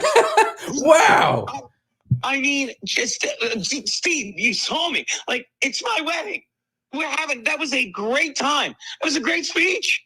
Everything was great, right? Wasn't that a good time? I had a wonderful time. And yeah, everyone was great. And he's his kid. I don't get, look, he's the son of Frank Lodes. And when he was growing up, Frank Lodes and his wife were having tons of trouble because Frank Lodes is a piece of shit. And he was cheating on his fucking wife. Oh my God. So then they had two kids, John and Tony. And John adapted better, and John's like a millionaire, and Tony makes good money, but he's not a millionaire. So he's insecure about every single fucking person. And no matter what you say to him, he shits on it. Was he not doing that? Like you said it perfectly. The first night there, I'm at a bar meeting all my college buddies. Hopefully you got to hang out with them. They're fucking insane and fun. Yeah. No. And I literally said, the boys say hi, baby. My wife is getting mouthy. Pipe down. So dude, he's one of these guys. So I'm at the bar and I'm in a great mood. I meet all my friends. It's Thursday night, the beginning of and I bump into him. And I forget that he's a piece of shit. So I say, hey. I'm not kidding. Like, I say, hey. And he's with my cousin Jeff, who is the son of Big Eugene Lodes, his cousin, or whatever. Oh, so Jeffrey Lodes was there. Jeffrey Lodes, all the. But just to clarify, the man we're talking about, who I think you said, "I fucking hate this fucking arrogant piece of shit," when you were with me at the bar, and I had his arm around him when he said this. Tony Lodes had his arm around Gino, and Gino was saying to me, "I fucking hate this fucking arrogant piece of shit." That guy that literally, like, the first thing I said is, I'm like, yeah, I've been drinking all day. It's like, yeah, me too. I had 5 margaritas, so I say, 5 margaritas makes me bloated. Well, you drink shitty margaritas. Oh my God! And I go, what? he goes, yeah, that nervous. I got to check. Yeah, you drink. I'm like, what's in the margaritas? You probably drink the mix. I drink, and he starts to name a fancy tequila. He's like, Grand Marnier. I said, Grand Marnier doesn't give you heartburn after 3 shots? Nah, I can drink. And I'm like, all right, I forgot he did that. So I'm not making this up. So he says, Mabel, I says, and you know what I do? You're going to be proud of me, guys. I do. I walk away. There'll be other days for the Andrea Gale. And I drink with my buddies and we get hammered, right? Get hammered. And then it's the next night. And he's like, I can't remember what he did the next night, but everything he says is, you're shit and I'm great. But you know how I'm like, what are you? Who does that to someone during their wedding or right after their wedding? Hey, Tony Lodes, this wedding sucks. It's not like the wedding I had. Yeah, he's doing shit like that. And I'm just like, what the fuck? Get the fuck away from me.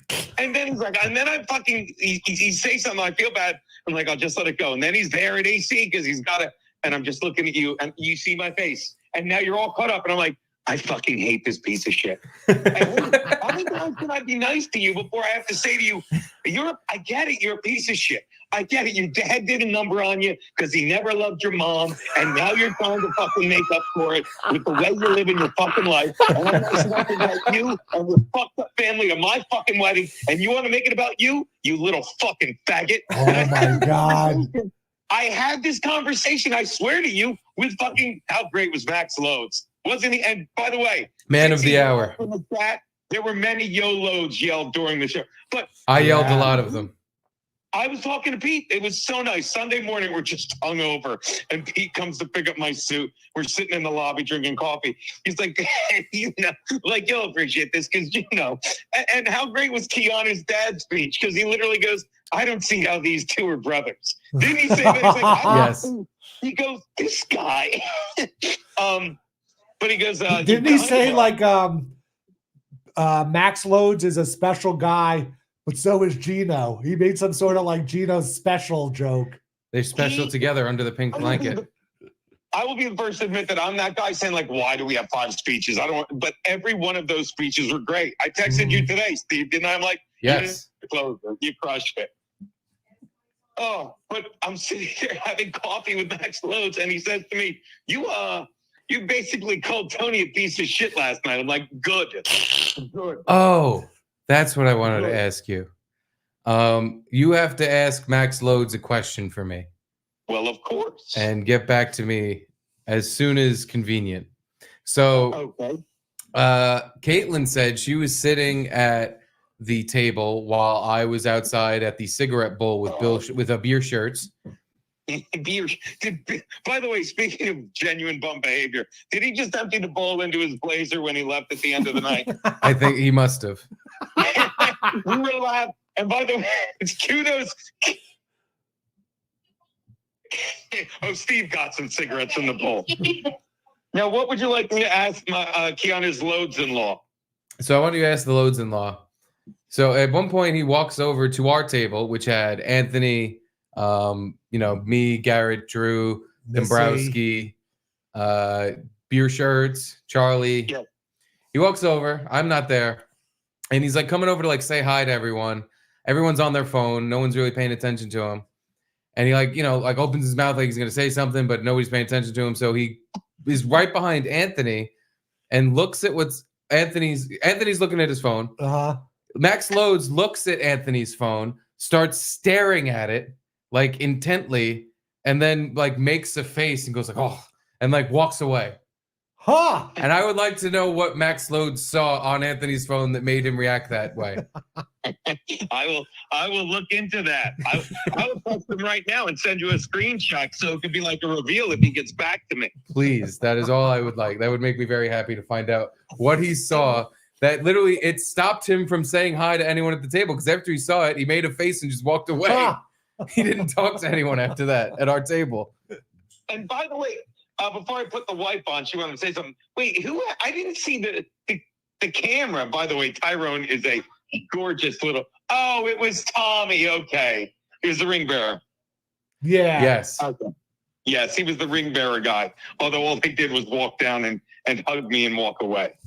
Yes, he was a friendly little boy, albeit very aggressive, and he was like, "Hey, I came up to you and you didn't say go away. You're my friend now." You like to invade personal spaces. Yeah, that's a Bisconte trait. Yeah. You said that in the speech about how you met me. I thought that was sweet. Yeah, it was true. You were the only person at compound who the next day when I came in, you saw me and said, "Hey, Steve." And I was like, "Oh, someone remembered me." I felt so special. And it was you. And then, like I said in the speech, it just later I found out the only reason is because you were desperate for new friends because you're a fucking loser. Didn't you say loser? I didn't recall. I think he did. I think I did. Yeah. And Caitlin told me when I said that part of the speech that people weren't really laughing, but Garrett was dying. Oh. I figured Tony Loads wrote that part of the speech, so I let it slide. Tony Loads. I love that I'm looking at. I hate this piece of shit. Like how many? It's like every night. It's like I'm sorry. It's like what is wrong? How insecure are you? Like You can make fun, but you can make fun of me, but you guys know I'm not that guy. I'm like, dude, I just tell dick jokes for a living. Did you want to tell dick jokes? Because it seems like you really have a hard on to make sure that I know that a kid that's like 25 years younger than me and works in marketing fucking lives a better life than me. All right. I mean, and I like, trust me, I wanted to, like, I'm talking to Pete the other day. I'm Loads, excuse me. I'm like, am I nuts? Am I nuts? And then you said it today. I'm like, Steve saw it. It's not me. It's not me. Wow. I'm having a great time at my wedding. I'm like, now it's over. I'm going to start some shit. It's like, why? It's like, why are you doing this? We're across the street. I'm letting you drink with me across the street. I'm glad it happened because I laughed really fucking hard. Because I don't know how he didn't hear you. You were just like half of it after when he was saying it, not mouthing it. So he said the first thing, I hate this fucking arrogant piece of fucking shit. But then he just the whole time he was talking, Gino then was just mouthing, I fucking hate this guy. I fucking hate this guy. I fucking hate this guy. I can't. I just don't understand how, like, he gives all this nervous negative energy that's just like, what do you want me to do? Oh, I can't do it. And it's 3 days in a row. I'm like, I invited you. 3 days in a row is rough to deal with the Tony Loads. And you're fresh. It's like, I can't be respectful because you're my Aunt Olga's grandson anymore. You're an arrogant, untalented piece of shit. He's probably that guy that thinks he's funny, but he's like, let me make sure I tell the guy in the family who gets paid to be funny that he's not funny and I'm really funny. And I'll say it again. Well, you drink shitty margaritas, Steve. Hey, he drinks them better than you. We all know that. What do you drink? Well, you probably put the mix in yours. I use the Cazadores and the Grand Marnier with the. What doesn't Grand Marnier give you heartburn? Nah, you didn't know how to drink. Oh, dude, you got me. Yeah, drink those bum margaritas. He drinks the fancy stuff. Next time we hang out, I'm gonna make sure he overhears me saying, "I'm glad his wife is fucking their black neighbor." That's what I'm gonna do. Is that good? Wow, you should say that. You should, when he gets married, you should say that in a speech. He's already married. He's got 2 kids. I'm showing the picture of the cigarette bowl so everyone can visualize what that looked like. It was right in front of the doors to go outside. Mm-hmm. So if you'd forgotten your cigarettes, or if you're just a fucking gavone for dopamine like me, and you just wanted a cigarette, I should have done one just because it was there and I wanted to participate in that, but I just totally forgot about it. You did, and you missed out. Me and a beer shirts. Take a guess. Camels. Crushes. Camel crushes? Yes. No way. Double menthol camel crush. Wait, so menthol no matter what? Menthol when you're smoking it. Menthol again when you hit the button. Wow. Yeah. Double menthol? Double menthol. Wow. You want to smoke toothpaste? You got it. It's there. We call it Uber cancer, but you can call it double menthol. Hey, buddy, are you doing a compound show tomorrow? Compound show tomorrow? Oh no. We're gonna do a Whiskey Wednesday wedding shoot, but I do want to do one. But apparently it's all over the Dabbleverse that I'm going to jail for that. Yeah. Mm-hmm. They are such fucking. Yeah, you're gonna do hard time. You can't just walk into a place like that. That's fucking. You're gonna get the chair. And the chair from. You can't walk into a place that you worked at for fucking 8 years and say, yeah, I know that we're just walking in and talking to the neighbors and have him show you. He showed me 3 other rooms on that floor because they're all deserted. You know? But they're all these idiots. He just admitted to 3 more counts of breaking and entering. That's 3 counts, Gene. You're going to triple jail. Well, we had to do something with all the children we were abducting and raping. That's fine. You could actually get away with that. You can't just leave them running around. Somebody else will abduct them and fuck them in the ass. So you put them in these rooms in these abandoned buildings because they let the city go to shit. Well, and thus the Shuli network was created. The idiots. What did you want to tell them, babe?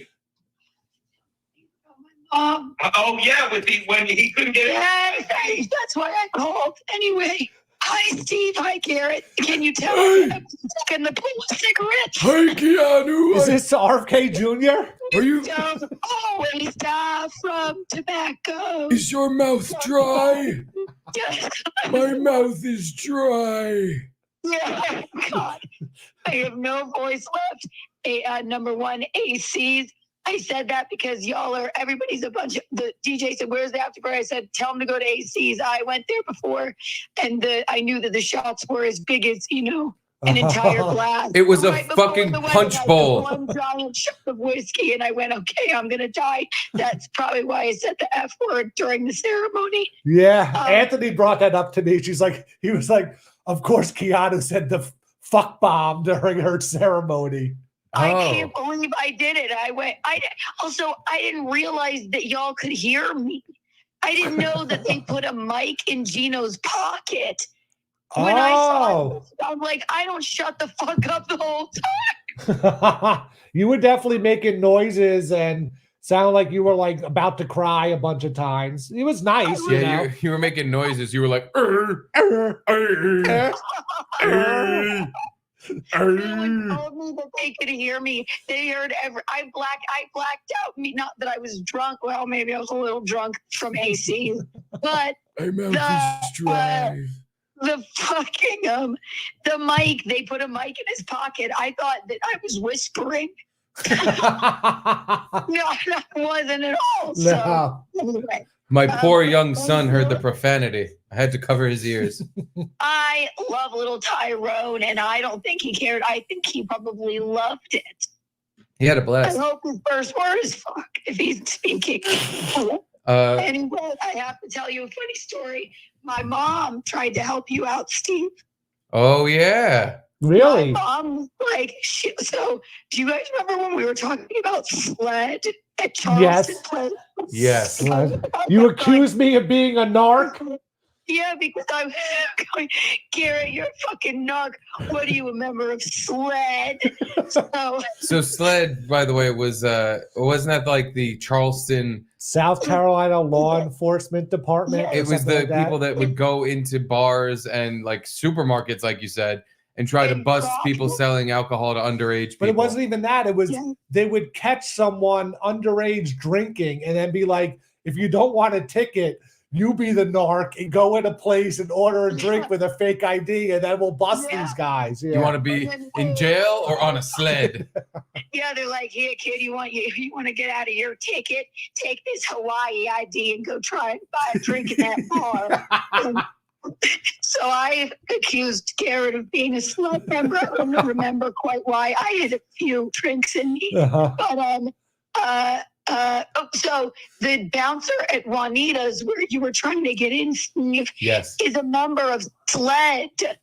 Okay, so I mean, and they're like, oh, FBI. So then my mom walks up to him. She saw the debacle where she wasn't going to let you in, and she goes, "If I give you a $20 bill, could you Steve in?"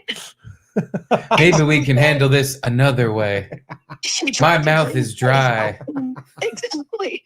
And he said, "Ma'am, I'm a member of SLED, and I want you to know I could have you arrested." Oh my God. Like to see you try. That guy sucked. Shitty bouncer. He was like fucking 20. Yeah. It would have been though absolutely iconic and the perfect end. Yes. No, but I wanted if I walked up to Juanita's and my mom was handcuffed in the back being put into a cop car trying to grease the palms of the sled member so Steve could get in. I'm glad it didn't happen, but I almost wish it did. I hope he wrote in his fucking SLED report. Didn't let fat 33-year-old in. He didn't have ID, but I didn't care. He didn't care.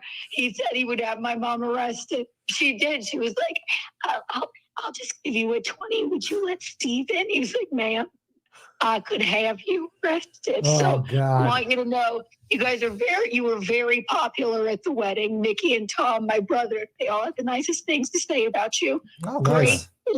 And here's Bisconte again. Bye-bye. Well, thank you. The wedding was lovely. Congratulations. Yeah. Hey. What do you want? He gave the phone back to me, so I just did the hey to bail out. I thought it was a good move. You should call Tony Loess and tell him everything you just said. He knows he's a fucking piece of shit. You should tell him the thing about the black cock. You know how much I love that his brother makes more money than him, and he will always like. You know what? That's why he hates me. Honest to God, or what? Because he's like, why does he like his brother so much? That's what it is. Like, why is brother and him so close? You know what? I'm gonna try and fucking upset him. What a piece of shit. Well, Gino, hold on. We have a couple of super chats. These people paid to play. These are high rollers, and they kind of address you. So I want you to stick around for these. All right, what do you got, buddy? Win It All Costs says, guys, when you hit 50 years old plus, that is normal after a few cocktails. And that's. I laughed when I saw that come across the screen about 20 minutes ago. I was laughing. Thank you, Win It All Costs. Yeah, you weren't like passed out drunk like you were shit faced. You clearly you'd been drinking, but you were very clearly just like worn out and tired. Yeah, that was 2 straight days. We got in like what? We drove in. We got in Thursday night, and wait, was it? You got Friday. Yeah, that's right, Friday. But we got in Thursday night. We were drinking. What do I care? And then Friday, I was told I drink sugar margarita. Right? And then we met the family on Friday. And then Saturday, we did the rehearsal dinner. And then Saturday, I'm like, we got to go see Garrett and Steve. So yeah, you were like the end of a. Oh, we went to Quimby and Missy's hotel room. We saw the cat. Oh, it was a whole itinerary. So yeah, I was amazed I lasted that long. Now, all day though, the question we did have was, were you wearing your dress shoes and Charger hoodie all day, or was that a switch up at some point? No, that's a switch up. I was wearing. Just making sure. I figured you were at some point dressier, but it was funny to think that you were wearing a Chargers hat, a Chargers hoodie that is worn to all hell, probably has holes in it, and your dress shoes. Yeah. But anyway, next question. Yes. Matt Von Meter with a $50 beer. He would like to know, how was the reception food? I think I can speak first on that. Yeah. Since I had 2 plates of reception food. You had both plates. I certainly both did. options, yeah. Charlie went against all wishes. He didn't eat the shrimp. He would not eat my short rib. We had to give him like a packet of food and like little baby snacks. We came up with some backup just in case this happened, because all of a sudden he's fucking picky now. But as you can imagine, I wasn't that upset that he didn't eat his food, because that meant Dad had to have 2 rounds of entree. Which the short rib was fucking awesome. It was in some like demi-glaze red wine reduction thing. Yeah. Very tender meat, very good. And the shrimp with grit cake. Grit cake, yeah. Also very good. I'd say out of the 2, the short rib was definitely better. Mm-hmm. But the shrimp, close second. The grit cake was excellent. Fried grit cake. I've never had that before in my life. Did anyone get the ravioli? Who got the ravioli? I don't know. No one. But did you guys, how about the fucking hors d'oeuvres? Did you get any of those when you were sweating? Oh my God. Some pork belly. The bruschetta. How do you say it? Bruschetta. It was really, that was my favorite appetizer. I don't know if I had that one. I had with the fig jam, yeah. Yeah, with the fig jam, but there was like the perfect amount of salt on each piece, and it was sweet, and then it would get salty, and it was good. I love bruschetta. Bruschetta, yeah. No, the one thing I thought was funny is the crab cakes or whatever they were. Every now and then, all of a sudden, that room would smell like stank low tide pussy. There was a fish stink that I saw the tray coming. It was like it had green stink lines coming off of it. I don't know if I had the crab. I definitely didn't, because I was like, I don't know if it's supposed to smell like low tide. I'm sure it was good. Everything else I had was fucking delicious, so I'm sure it was good. Because I had like the pork belly, I had the artichoke and cheese thing, I had some other fried ball thing, the fried chicken, something. Yeah, I was so proud of the pork belly. Not like I had anything to do with making it, other than when we were trying something like, we have to have this. I was like calling the butler service people over, like if I was with my friends, like when I saw them, like, come over, try this. So as long as you got that. but everything was really good. I'm not allowed to say it, but it really was. Yeah. Everything was good. Frank, Tony Lodes would disagree. But Charlie had a piece of the pork belly, and he really liked it. So much so that I guess what we were there an hour. He got a little purple stain from the sauce right on his little suit shirt, and I was just like, "That's what happens when you hang out with Dad. You get food stains." So, buddy, why was there no Jameson? Oh, right, no Jameson at the open bar. Isn't that great? It was supposed to be a bottle of Jameson on a milk crate was the entire open bar. Yeah. Instead, it was the opposite. It was a real bar with bartenders and no Jameson. And I said to somebody, I'm like, thank God they didn't have Jameson, because I would have been hammered at my wedding. Yeah. See, I think this was on purpose. Yeah. I think this was absolutely Good on call, purpose. though. Good job, Keanu. Yeah. You saved your wedding from a passed out drunk Gino on the floor. If you don't think I was sober my whole wedding, and half an hour afterwards, how clearly did I mouth the words to you, Steve? I hate this fucking arrogant piece of shit. Did I slur a single whisper? You said them out loud while he was talking, and then you perfectly mouthed the words, I fucking hate him, I fucking hate him, I fucking hate him, I fucking hate him. Oh, and then one more thing. And then I proceeded to do an AC shot of Jack Daniels, walked outside, and threw it right back up. I almost did that. I puked it back up into my mouth, and then went gulp and fucking gulped it back down. And then that was the point where I was like, all right, I'm done here. Yeah. I don't want to hang out here anymore. I got to get out of here. Yeah. I'm going to smoke one of my cigarettes. There's more to that, sir, but I'll tease it out because me and Count are doing a Whiskey Wednesday wedding stream tomorrow to go over more of this stuff. One more question. Yes. I don't even know if you can answer this. How come, at least in the beginning with the DJ, he was playing all these popular songs, but they were the cover version of a song? That's right. I'll explain that. I will take that one. I chose like all of the music for what you mean, like when you're walking in. Yeah. Yeah, because they're all Green Day songs. I just wanted it to be like a lighter piano version moment. No, teeth are dry. But it would be like a Fleetwood Mac song, but it would be someone covering it. There were like 4 or 5 songs Oh, you mean for the reception? For the reception, yeah. Oh, fuck. I did not choose that at all. Like, it wasn't like a weird version of the song. It almost sounded like the original song, but I couldn't tell the Anthony difference. really picked it up, and he was like, wait, this isn't Stevie Nicks singing. It sounds like Stevie Nicks singing, but it's not, you know? Yeah, I would have never picked up on it. He was radar for karaoke songs. We just thought maybe it was like, that's the cooler version of the song for you millennials. Yeah, you millennials. No, I know what that man did. Oh, you mean for the ceremony? I meant I chose all Rolling Stones and Green Day songs for the opening, but piano versions. I thought that's what you meant. No, the beginning of the reception of who knows what that clown was doing. I have no idea. Anyway. This is what I want to ask you too. Gino, we were just looking at I don't think he had any idea we were supposed to, and I forgot to, we were supposed to do a speech to thank everyone. Do you remember, just declined to speak? And I don't even know what I said. Does anyone remember it? Because I don't think I can. No. I might have already been. Me neither. I had a standoff with the white cowboy hat black guy, and I left the theater at that point. The venue they come with for your event. They come with built-in security so that you don't have like freaks come in. I can't believe we got away with the bowl of cigarettes, to be honest with you. But a few people got yelled at by him. The black guy with the cowboy hat. I was one of them, and I didn't fucking do anything. I walked up to the bar, and he was like, "Bar's closed," and I was just like, "All right." Wait, it's closed? Why is it closed? Why are you yelling at me? Why are you giving me tood, boy?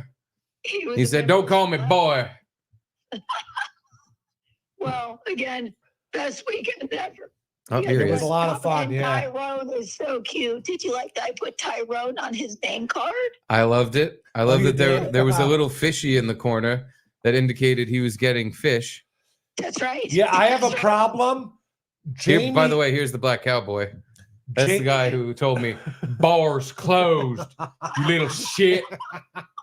Where's your ID? Did you leave your wallet back at the hotel, you dumb motherfucker? He's sitting there by all my jars of Skittles, party favors, glasses. Well, there's got to be a story behind this. There are several. We'll have one tomorrow. Oh, you don't. You guys will fucking die when you hear how he reprimanded one of the groups. I Tune in tomorrow, Whiskey Wednesday. Yeah. You're gonna fucking die. Okay, goodbye. All right. Bye. My teeth are dry. Goodbye. Anything else? Hello? That kid is a fucking piece of shit. I don't think we could call you gay anymore because you got married. Watch this. Gino's gay. Hang up.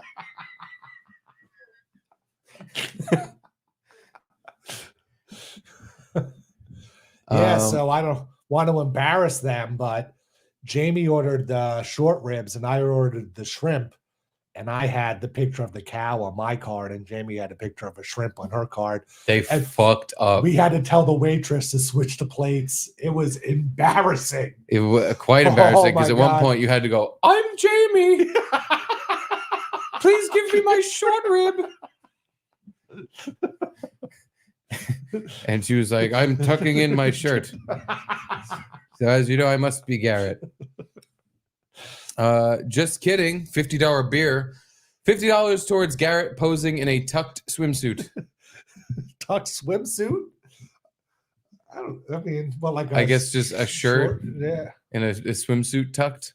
I'll do it. Like a Borat swimsuit, maybe. Maybe that's what they want. Oh, maybe. I want you to, or maybe they're asking you to tuck. Oh, like trans tuck? Put your cock between your butt cheeks. Now, this is normally the point of the show where we would end it. Mm-hmm. But I say, since we missed yesterday, let's crack a beer and give people the best part of this show, which is going to be the reviews of the wedding from people who weren't there. And what happened with Bobo on Thursday. Oh, yeah. Okay. I have a feeling this will be the best part of the show. Let me take a pee first then. You take a pee. Give me a B before you pee. And I'm going to search through your email because you sent some stuff. I just noticed that a lot of people, thank you. Haters. A lot of haters drinking haterade wrote a lot of shitty things about Gino and Keanu's wedding. And the only thing they said that was valid was 1, that Gino's homeless, 2, he's a bum, 3, he's gay, and 4, that wedding cake was hilarious. Now, Keanu explained the story on Twitter about hiding the wedding cake and how she wasn't even going to get one, and like kind of a last minute thing they threw together because everything else was more important. And I'm right there with you.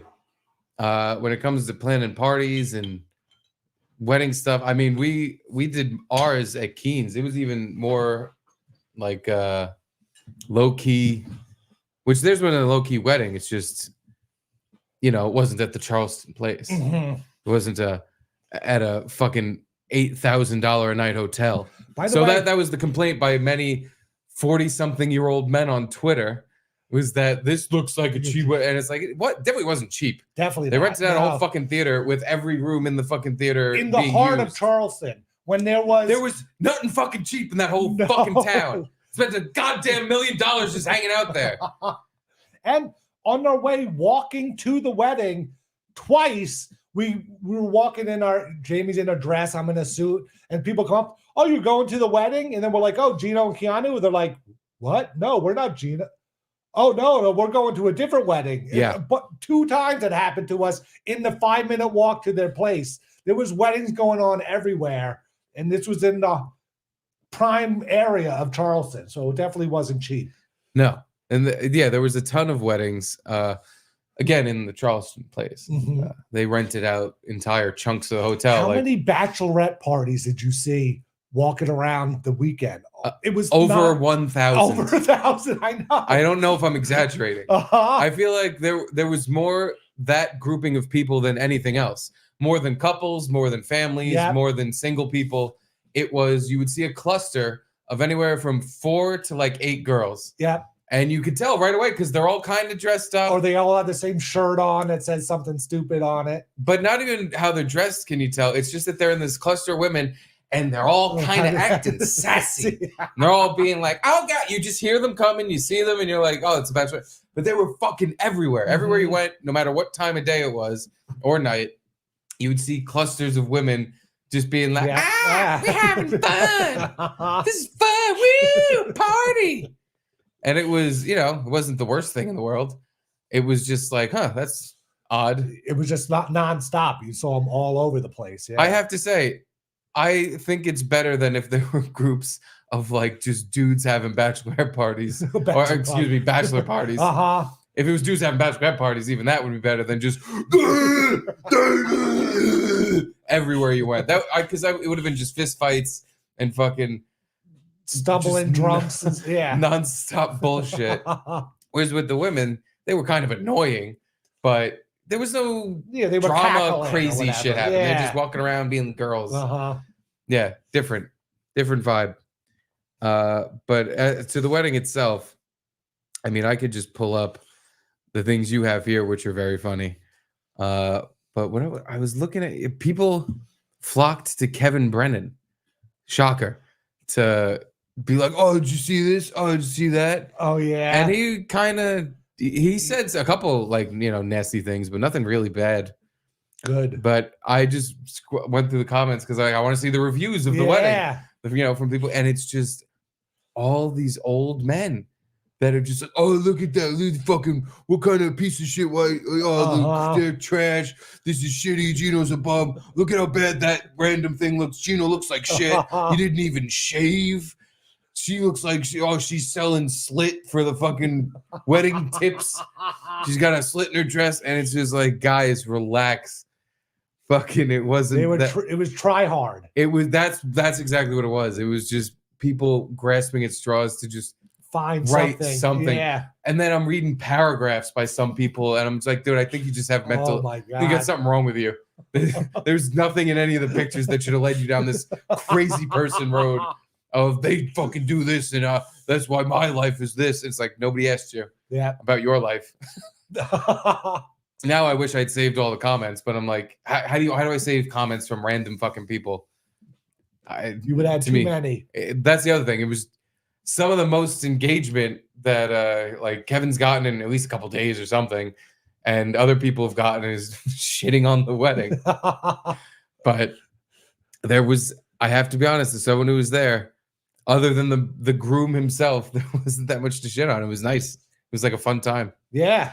And that was another thing. There was a video that someone posted of literally the end of the wedding. It was like Keanu and a bunch of people dancing. Oh yeah, after everyone had left. Yes. Like the bar had been closed for a half hour at that point. Because I remember that was the song on right before I left. And people were like, oh my God, look, there's no 30 one. people there. Gino can't sell tickets to his own wedding, which, by the way, was funny. That's funny. but it's like, dude, yeah, there was no one there. Everyone left. It was the end. They had that whole fucking room filled. There was, how many people was that? I have no idea. I think it was like 130 to 150 around there that were. But like, you have to pay for that. You know, I wouldn't want too many people at my wedding. Because first of all, once you start getting into the hundreds of people, you're like, why is this guy even here? I don't even know this guy that well. Why would he come to my fucking, why would I want them here? Like Tony Loess. Gino clearly didn't want him there. But because they had so many people there, they had enough people that Matt Mead was invited, you know? Yeah. And Tank and Maddie. Yep. Yeah, these are people that are just fans of Gino, or like you hung out with them. Well, I'd say they're all friends now, especially like Mead and Tank. But to be clear, they're not family. Yeah. They're not someone that Gino grew up with. Not like Bamba. But if he was trying to skimp on money, he wouldn't invite those people. You know what I'm saying? Yeah. No, the opposite. But there were a couple people that had some very funny reactions. to the Bisconte nuptials. One of which was Beer Shirts. Ooh, that's what I was going to pull up. Let me find his real quick before we go to the negative Nancy's, because Bill's post was pretty fucking funny. First of all, Bill, everywhere he goes, What is that? Everywhere he goes, he is who he is, and it always makes me happy. So here's bum ass Bill smoking a cigarette. In what, like the handicap chair to lower you into the pool? Yes.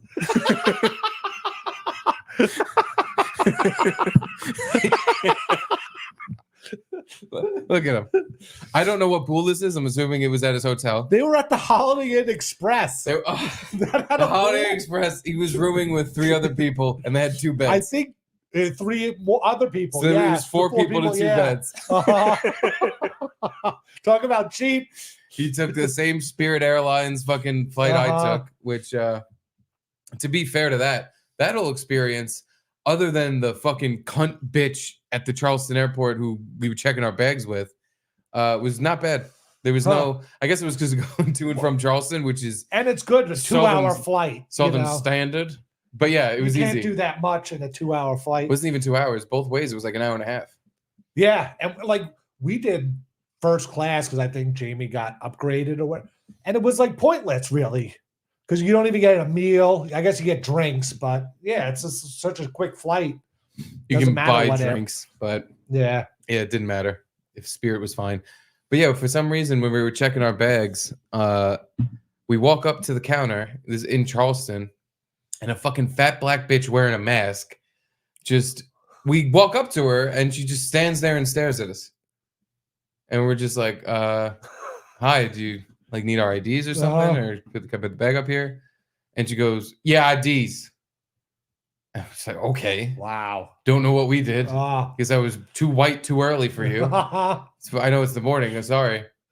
The only thing I can think of is I called someone else, like some other lady was like, "Oh, I'm next," and walked in front of us. And I was like, all right. And then I'm talking to Caitlin. I'm like, yeah, that lady was just a fucking bitch, whatever. Maybe she heard me say that and thought I was talking about her. I doubt it. I think she had some fucking problem. I don't know what the fuck it was. But she was completely fucking rude to us. And then all of a sudden we had to pay again for our bags, even though Caitlin had already paid. And it's like, whoa, what's happening? And then on top of that, she's like, where's his birth certificate? And I'm like, what? She wanted Charlie's birth certificate. Why? This was going to be Charlie's eighth flight. Oh, 8th flight? Wow. Because when we flew to my brother's wedding, we had to take 2 connecting flights. Yeah. So this is Charlie's 6th flight. So in 6 flights, only once we've had someone ask for a fucking birth certificate. And we looked it up afterwards, by the way. Caitlin looked it up. That's not a thing. If you're under 18 and, you're like with a parent, you don't need an ID. Under 18? Under really? 18. Wow. So this 1-year-old baby was very much under 18. And this fucking cunt was just trying to find some way to fuck with us and get us not to get on our flight. Again, I don't know what the fuck we did. Caitlin was losing it, which was what I thought was funny about it is that in a situation like this, you'd picture Steve being a gorilla and Caitlin being like, it's okay. Caitlin was just like, in front of this cunt, like, I don't know what we did. I don't know what we did to her. I don't know what a problem is. And I'm just like, when I go to an airport, I'm very much like, listen, the people at TSA and the people behind these counters kind of own me. Yeah. Because if I get pissy with them, I'm not getting on a flight. Same with us. We went leaving to go. We both have clear. Jamie has TSA pre-check too. But we went through clear and I did the eye scan thing and it worked. Then Jamie does the eye scan thing, and it's like 2 accounts pop up for her. And they're like, oh, we have to figure this out. And Jamie starts going, what the heck? I don't know what to do. And it starts getting kind of mad. And understandable, but I'm like, all right, it's just going to take 5 minutes. And she was like, oh, I'm going to a different line. And I'm like, just calm down. But yeah, like when you want to get home and then there's some impediment in the way, you just flip out. The only thing that works in your favor is like that time when I was like, listen, my son's sick and I need can you get me through security? You can act in distress, but if you start getting mad and pissy with these people, they'll fuck your whole flight. You're not making your flight. They'll fuck you over so bad. Remember when we went to St. I'm not leaving this desk until you get me on this plane. This is true. Okay, so at a different time when we were going to St. Martin, Steve was a gorilla. And this was COVID when I had to get a fucking test to get let on the plane. We had to send the test to an office in the St. Martin government. Yep. And they had to respond and send back an all clear email. And I did all the bullshit. And then I wasn't getting my all clear email. They were taking forever to send it back. And the flight's boarding. It's like final boarding. And the woman's like, I have other customers. And I'm like, well, I'm not walking away until I'm getting on this flight. And then Caitlin had to be the rational person, like, Steven, come on. What did the email come at the last second? At Buzzer the beater? Last fucking... I was the last guy on the flight. Wow. It was the last second. It came in, and it was right before I was going to chimp out and start just going... and fucking throwing things around the airport, because once we missed that flight, I was fucked. We were only spending like 4 days down there. So if we missed... There was not going to be another flight that day. We would have missed the first day. We spent a shitload of money on the hotel. I was doing all this math, and I'm like, if you people fuck me out of this, I'm gonna go nuts. Because then it's like, what? This test expired after that day, so I don't have to go get another COVID test and do this whole thing. Email again, and then maybe I get lucky, and before the fucking Monday I'm supposed to come back, I can make it there. So that's true. This time though, I for some reason was the voice of. Not even reason, just like, listen, I'm about to bug out, but if we do that, we're not getting on the plane. But what happened when she said birth certificate? I said, bitch, I don't need no birth certificate. Because she was like, he needs a birth certificate. I was like, well, we don't carry his birth certificate. Was she even the gate agent, or she was just there to check the bags and give us boarding passes? But like, this is before you even get through security? Yeah. Oh, but you had to get boarding passes from her? Apparently. Oh. Whatever. There's other times we didn't have to do that. Spirit doesn't have an app, I guess. They do. Oh. It's what? You need a boarding pass of babes. Oh, okay. In the eyes of babes, you need a boarding pass. But yeah, so didn't have a birth certificate on hand. Luckily, Caitlin had a picture of the birth certificate. That worked? Well, this bitch was just making up that we needed it anyway. So Caitlin gives her the phone, and she just like looks at it. It's like, okay. I don't think she wrote anything down or like typed anything in. She just looked at it and went, yep, that's a birth certificate. All right. Oh, God. And then at that point, Caitlin was like, I want to speak to the manager. And I was like, oh, no. They had me. I don't know if it was just I was so hungover and I just wanted to get this baby on the plane. But I was like, at the point where I was just, can we just pay? Can we just pay and get the fuck away from this bitch, please? And no, we were speaking to the manager. So now we got to move over to another line, wait for that action. I didn't know you could do that at an airport. You can. Ask for the manager. There's a manager there. Oh. And she was just as not helpful as the last girl, but at least she wasn't a fucking complete bitch. The other thing that drove us batshit was that after we move over to wait for the manager, the next customer, she calls up and is like, hi, how's it going? Can I have your IDs, please? And we're like, what the fuck is this? Oh, now you have a polite voice? I thought I was dealing with a birth certificate lady. She definitely heard you call her a bitch, or thought you called her a bitch. I called her a bitch. Yeah. That is the only thing I can think of. That's the only thing. If the next person she's all nice to again, yeah. Or because we went to the manager and the manager's now paying attention to her. Yeah. Okay. She's like, no, I'm good. I'm good at job. Don't fire me. I'm good at job. Look, I say hi nice. Fuck you. Birth certificate ass bitch. Then we get to fucking TSA, and wouldn't you know it, we had a problem there too. And the guy behind the TSA line was a fucking prick. This fucking fat Southern, but when I say Southern, I mean he looked kind of inbred, like his teeth were too close together. He was big, fat, balding piece of shit. And it was our fault, to be honest. I left the fucking iPad in the baby bag. Oh. Which is like, are you trying to... electronic devices. And he said it like that with that face that you just made. I swear to fucking God. He was being a cocksucker. And just like, is this your iPad? You gotta take it out of the bag. And then runs my bag through 3 fucking times and just keeps putting it off to the side. And dude, time's just ticking away. We got there early and I just keep looking at the clock like, what's going on with the bag? I have the iPad back already. Like, why can't I have the bag now? And so there's the guy who pulled the iPad out, the cocksucking asshole. And then there was an Asian guy who's like the one looking at the monitor. Asshole walked away. He was like doing other people's bags, doing other shit. And my bag is now just sitting next to this Asian guy, just not moving. So I just slowly, again, because I don't want to make a scene. I've watched this happen to someone else where they got, I think I told the story where the black lady was like, I hope, have a nice day and I hope you miss your fucking flight. Yeah. Yeah, I was like, this is what's going to happen to us. If I fucking raise a stink and I'm like, hey, can I have my fucking bag? They're going to hear my accent. They're going to be like, this is a New York piece of shit. And they're going to just hold my shit.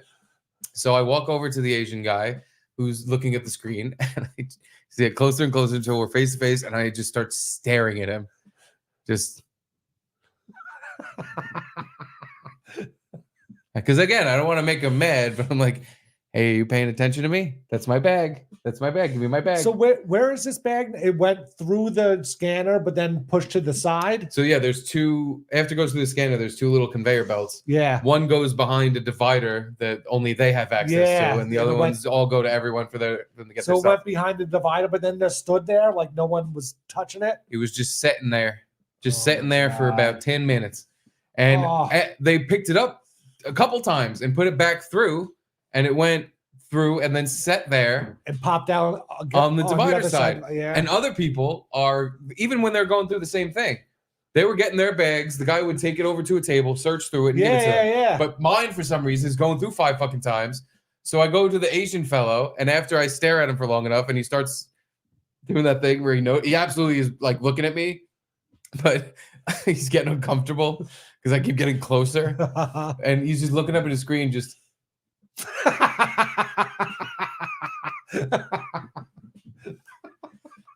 And after about 4 of those, they go, hey, that's my bag. Are you guys gonna like run it through again, or does he have to check it over there? And he goes, yeah, he's gonna check it over there. He's checking it over there. I'm like, oh, okay. So then after that, I back off because again, I'm not trying to get my fucking flight canceled for me. And he just is looking around now, the Asian guy. He's clearly like, oh fuck, the customer's talking to me. He pulls the other guy aside, taps him on the shoulder, like, hey, can you do this one next? And he's just, again, a cocksucker, like, yeah, I got it. I'm just like, oh God. And then at this point, Caitlin walks over with the stroller and is like, what's going on? What's this? Why haven't they? And she's like losing it. And I'm like, listen, baby, this is the exact moment where they're going to decide whether or not we get on our flight. Like, you got to just go with it. You got to just act like everything's fucking fine. And this is normal. And we're not mad. Because if we fucking give this guy attitude, who's already giving us attitude, he's going to absolutely fuck us over. He's going to hold our bag. We're going to get brought in the fucking back. He's going to fucking have someone stick their fingers in my ass. Like, we got to just pretend we're all hunky-dory nice. Did you have any contraband in that bag? Yeah. Apparently, I had a fucking baby bottle that had water in it. Oh. Which is why they ran it through 8 times. But then luckily, at the last second, the guy who was being a dickhead gets switched out for another guy, like a young. Oh, nice. Funny thing, they were both the exact same size and body shape. They were like 6 foot, 6'1", fat as fuck. But one was mean, ginger, and bald, and the other one had black hair, and he was just really nice and pleasant. So perfect. He takes the water bottle out of the bag, and he's like, "This is a baby bottle. I see a baby right there. Okay. I just got to test this real quick, but everything looks fine to me." And I was like, thank God, this is how this is now going, because it really seemed like I was going to get pulled over and the other guy was going to start going, what's this? Yeah. You got water in this? You know, you're not supposed to have that. Like he was about the iPad. And I would have been like, I'm sorry. I'm so sorry. I didn't mean to do it. My bad. You're a nice fella. Please let me on my plane. Please don't hold my shit for an hour. But then after that, it was all fine. Anywho. Nice. Yeah, let's get to these wedding reviews. That's my review of Spirit Airlines. That fucking bitch. Where his birth certificate? Show you his birth certificate. But here's a beer shirts pre-wedding, not a review. Oh, look at this. Missed his audience so much, we found one in Charleston. Bill is talking to a skeleton. Bill had the time of his life. There's the lovely couple. And again, this was just people going, oh, Gino looks like shit. Keanu looks like a stupid bitch. And it's like, I think they actually look kind of nice. Maybe it was just that they look, you know, they looked fantastic in person. I don't know. But anywho, there's Bull Schultz. Yeah, he couldn't get to ride the bull. It was closed down. Imagine watching Bull ride a bull. I know. It would have been fun. There it is. The only time Gino Bisconte ever headlined at his wedding. That's a good tweet. It is. I just want to see, because I feel like there were shitty comments on this. Why is Gino listed first? Good question. Why is Gino listed first? Yeah, that is a good question. I don't know. Still bombed. So cringe to have a cheap Sunday wedding during football season. I agree about the football season part. I was almost mad I didn't get to watch my Giants lose to the Bengals. But it was in Charleston. Like it felt like a Saturday night, and I guess because it was Columbus weekend, there was tons of people hanging out. It was like it was the vibe of a Saturday night, even though it was a Sunday. So I have to disagree with that. But anywho, let's get to some more prominent reviews. Bill Schultz only had nice things to say, and handicap thing to hang over which I feel like it wasn't hot enough for the pool. Maybe I'm wrong. It was in the sun. When the sun was out and you were in the sun, it was hot. Yeah, okay. But like once you got in the shade, it was perfect temperature. I just remember feeling cool and like you know, hey, I'm cool, you know. But not sweating a lot, which is unique for me. But anywho, here's a review from ex-friend of Gino Bisconte. Ex-invitee to the wedding. Steel Toe. A.K.A. Aaron Imholt. Now, I didn't watch this yet. Did you watch this? Yeah. I have not seen this. I only watched it because I saw they were looking at my pictures. Like, that's my tweet they have up. Okay. So I was like, what are they saying? Oh, and there's the picture of the wedding cake that got so much guff. Yeah, that's what they talk about. Calls Keanu Thompson wedding cake a tiny little low-rent cake that was bought at Walmart equivalent to DiGiorno frozen pizza. I don't think that's actually that far from the truth. But again, it was like they bought the cake the day of or the day before or something. And they, decorated with Skittles and shit. Yeah. Because Keanu basically said to the wedding planner and her mom and everything, like, I don't fucking care about a cake. I don't give a shit. The cake was just there for the ceremony thing. Yeah. They had other desserts there. They had like a key lime pie, little, I don't know, Reese's Pieces cup kind of shape thing. They had a bunch of those kind of cakes. It just seemed like something that they didn't want to waste money on, and it's like I don't know what it's not like they cut that cake up and handed out little pieces to everyone at the wedding. No, I didn't even see it. They did that like on their I didn't even see it. Yeah. But let's see here. Let's listen to another win from the toe. Oh, the cake. Oh, that is a tiny little cake. Oh, that is a really. I will say I've never seen a wedding cake like that before. By the way, for those of you that don't know, the guy on the right in the lower picture. Oh, you know who that is? Yes. That is his friend Cripple Johnny. Cripple something. He was kind of like your old co-host. He has some problems. Oh, okay. I think he's got those walking sticks. Yeah. I just remember because when he started doing the show with Steel Toe, he got shit on in the chat. Yeah, I remember this. Aaron was reading them to him, and he fucking started crying. Was he Derek Carr? he kind of lost it and was like screaming and crying and like, my life is really fucking hard. You people don't understand what I go through. And to be fair, I'm sure, it's got to be hard. I'm sure. Yeah. Being crippled, but it was just very funny. It's like, dude, you know who you're doing a show with? Man up, yeah. This guy used to be friends with Gino. His entire existence, like Gino's, is people just shitting on him and being mean. You're gonna have to get used to that. But anywho, let's hear what the boys have to say about the small wedding cake. It's got Skittles on it. Now that I think, in fairness, is a joke because Keanu always says, like, for breakfast she has White Claws and Skittles. So I think that might be a gag. It looks weird for a wedding cake, though. Just the little tiny one there. Maybe, yeah, it is. It's a tiny little wedding cake, but you know that's what they wanted for their cake. Little, I don't know. It just looks a little low rent, I guess. I don't know. Okay, it looks a little low rent.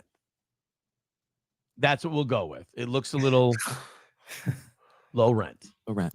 For a wedding cake. I'm more curious if anyone actually ate the cake. If it was covered in Skittles and shit, I want to know if anyone ate the cake. That'd be a weird tasting cake. I'm not going to pretend that would be an enjoyable cake. Yeah. I don't like the texture of a Skittle in a cake. Like if I bite something that feels like a Skittle in a cake, I feel like something went wrong with the cake. Oh God. I feel like something's in there that's not supposed to be. But then the cripple's going to start crying. But you know, Cripple's wedding cake. He made it himself. Yeah. Like I don't think anyone ate it because they did the grab handfuls and shove it in people's faces thing. Yeah, Gino and Keanu's faces. That it felt like someone else was like, "You got to have a cake." Yeah, and because Keanu was just like, "I don't care, I don't want one." And they just, they threw that there. But it's low rent. It's ghetto. It was in an abandoned theater. Like I said, I was telling everybody that I talked to this weekend. It's just some fucking vacant, abandoned, shitty theater. It's all run down. We're breaking into it. You know what the best part is, Johnny? Ain't my cake, ain't my problem. Johnny Crutches, that's his name. Not Cripple Johnny. Yeah, they really did have Skittles on it. And it does look like a cake you get like at Walmart, right? You see the little thing underneath it, the little. I think it literally. Oh yeah, the cardboard serving thing. Yeah. It looks like if you're making like a DiGiorno pizza, You got to put it back on the cardboard to serve it. That's why they include it in the packaging. Well, yeah, because you don't want to cut through the cake and get the table, right? Right. You got to have the cardboard in there. I mean, again, I'm with approachable. It seems like a waste of time. On there to try it. I mean, would I pick that for a cake for me? No, but it also wasn't my fucking wedding. So who gives? Right. Besides, you know what? The thing is about a wedding, like I'm at a wedding. I don't remember the last time I ate a piece of wedding cake. Yeah, exactly. I'm there to get fucked up. Yeah, tell like it is. Yeah. Another win for the toe. That was a good synopsis. That wasn't bad. Yeah, that wasn't bad. This other one though, I saved this for last on purpose because I was fucking cracking up. Gino used to date someone named Alex Engelbert, who all the stories I heard from Gino were that she's fucking crazy. Yeah. I met her and hung out with her a couple of times. I thought she was nice. Very nice to me. You ever meet drunk Alex Engelbert though?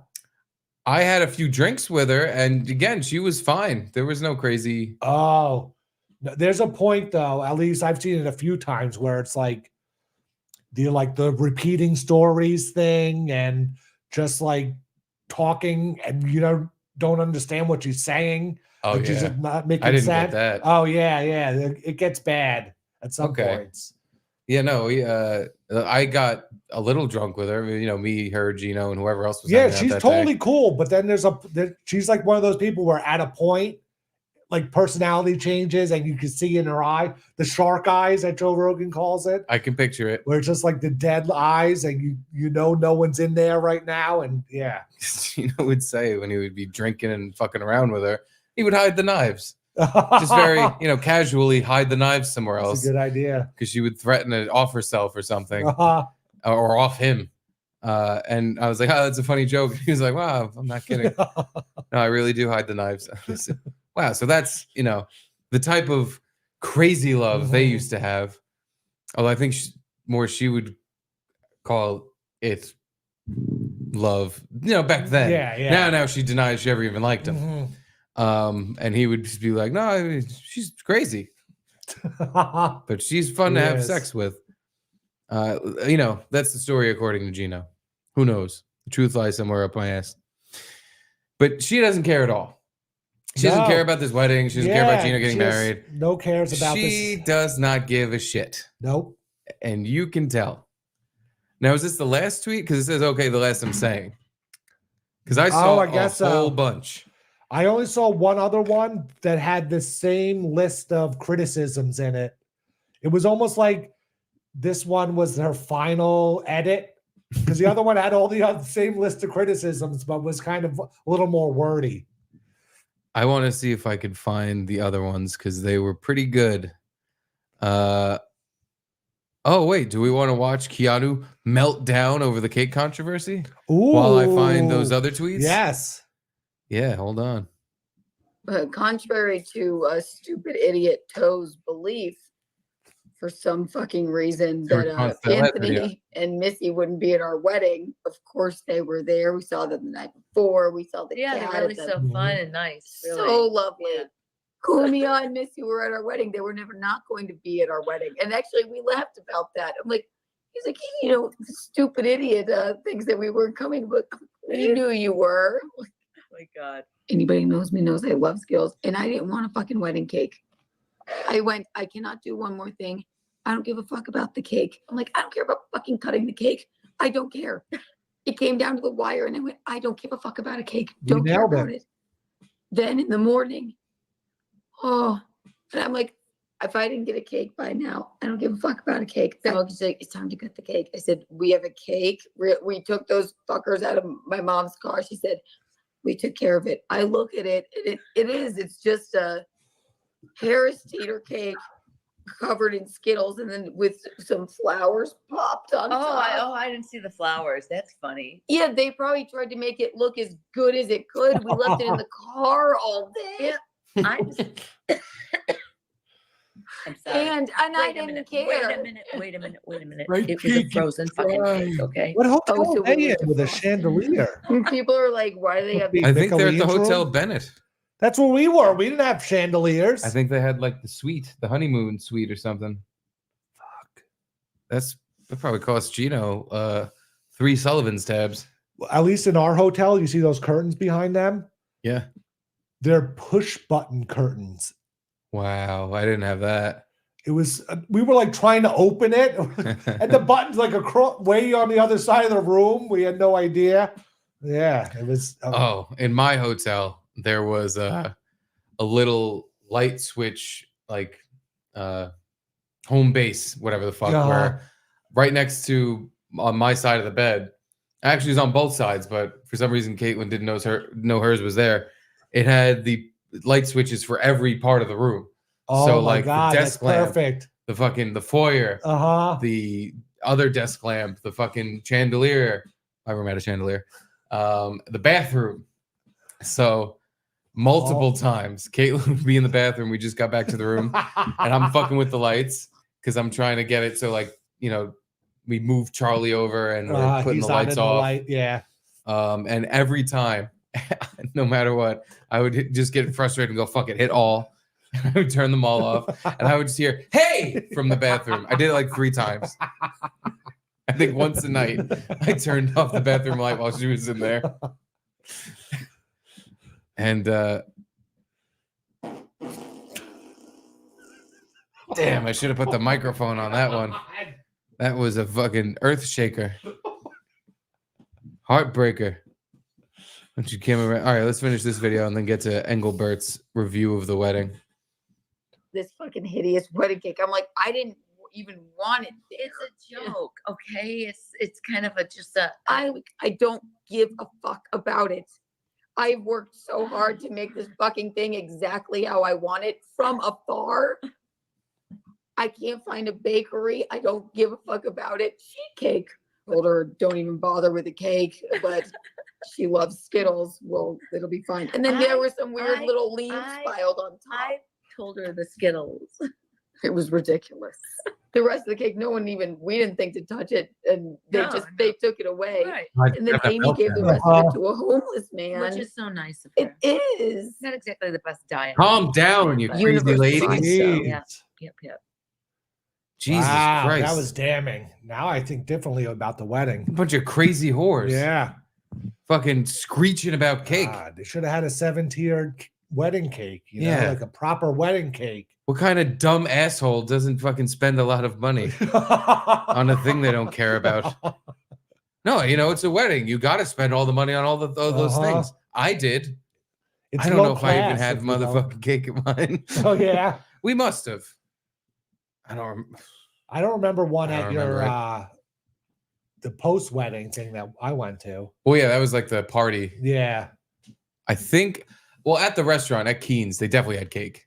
And Oh, it they was- brought you out a cake. Yeah, that was nice. I was more talking about the party that you were at. We definitely did not have a cake. No. But we had food. Yeah. But anywho, we had creme brulee at Keen's. There we go. I like that better. Yeah. I remember that. I remember every part of our wedding because it was the best day of my life. That's why I was pretending I didn't know about the creme brulee, so you'd come out and show me that pretty face. I forgot about the creme brulee. I remember the giant shrimp and the fucking steak. Those were what was most important to me. I don't remember if we had one either. I have no idea. Better not tell Jamie that. Like, is your wedding like kind of, were you in like in a blackout state? Like, I could hardly remember specifics about, like, I remember the day or whatever, but I was not. I know how to fucking perfectly tune my body while I'm drinking. I also know how to not to do that. But for my wedding, I was like, all right, during dinner, I'm going to have maybe one drink. Probably not. No, even I'm that. not even saying blackout, like drunk blackout. I was just like mind blackout or everything. So much is going So on. much is going on, and I don't remember. Not even this was even like during when we actually got married on a pier. I wasn't drinking at all, but it's like I don't really have I kind of have a memory of the day, but not really like me reciting lines or what I had to say or all that stuff. I remember a lot of chunks of it. Like I remember the restaurant. I remember the drive to the other restaurant where the party was.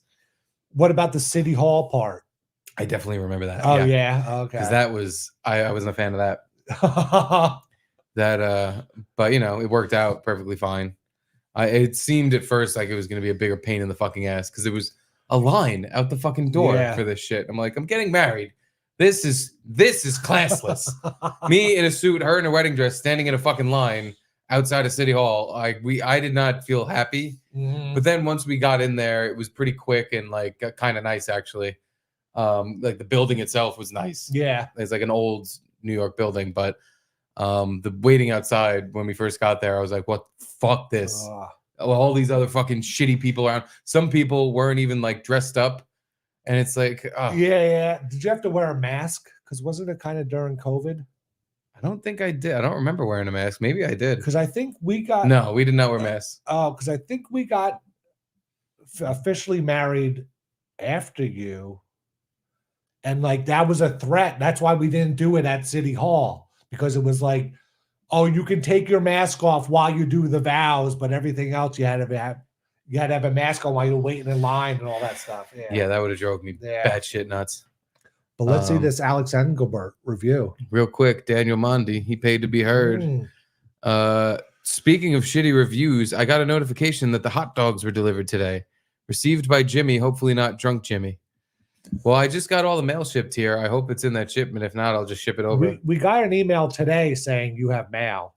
So after I shipped it? I hope not. No, I think I saw it before the then I saw your order was processed where I guess you got it delivered here. Yeah, because this morning I was gonna go E-Rock just sent in a Nagel chat. But this morning I was going to go to get the mail and I literally got to the gas station because the car is almost empty and I couldn't even get gas because Charlie was losing his fucking mind. I think all the traveling has gotten to him and we sat in the car. We weren't in the car for more than fucking like 10 minutes and I pull into the gas station. Of course, this fucking asshole piece of fuck shit attendant. Second I do pulling in, he walk into building. I don't see him for 5 minutes. For the entire 5 minutes, he's gone. Charlie is I'm just like, I have to drive a half hour away and back to this fucking mailbox.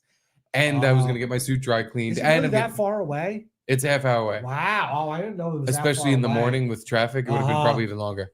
And I was just like, well, I guess I'm gonna pay the money to get this delivered to my house because it's not even his fault. I had this fucking kid on a plane in fucking cars. Like, I get it. In a suit. In a suit. I was like, Charlie, I don't even want to be in the fucking car right now. And people clapping. After we got off the plane, we had to drive to my brother's house to pick up Edie. Oh yeah. So we put Charlie in the car for another hour. Like, I didn't fight him on it at all. I was just like, listen, bud, forget it. Forget it. Let's just go home. I didn't even get gas. I was just like, fuck the gas. I don't know where this asshole is. And I turned around. I was like, listen, Charlie, you did take one thing away from me. Because this guy was taking so long to get to the car, I was like, I was not going to tip him. I wanted him to pump the gas so I can look at him while I then didn't tip him and walk away. Or not walk away, drive away. What are you, in Jersey? No, for some reason, the gas station I stopped at over by the ferry. You can't pump your own gas?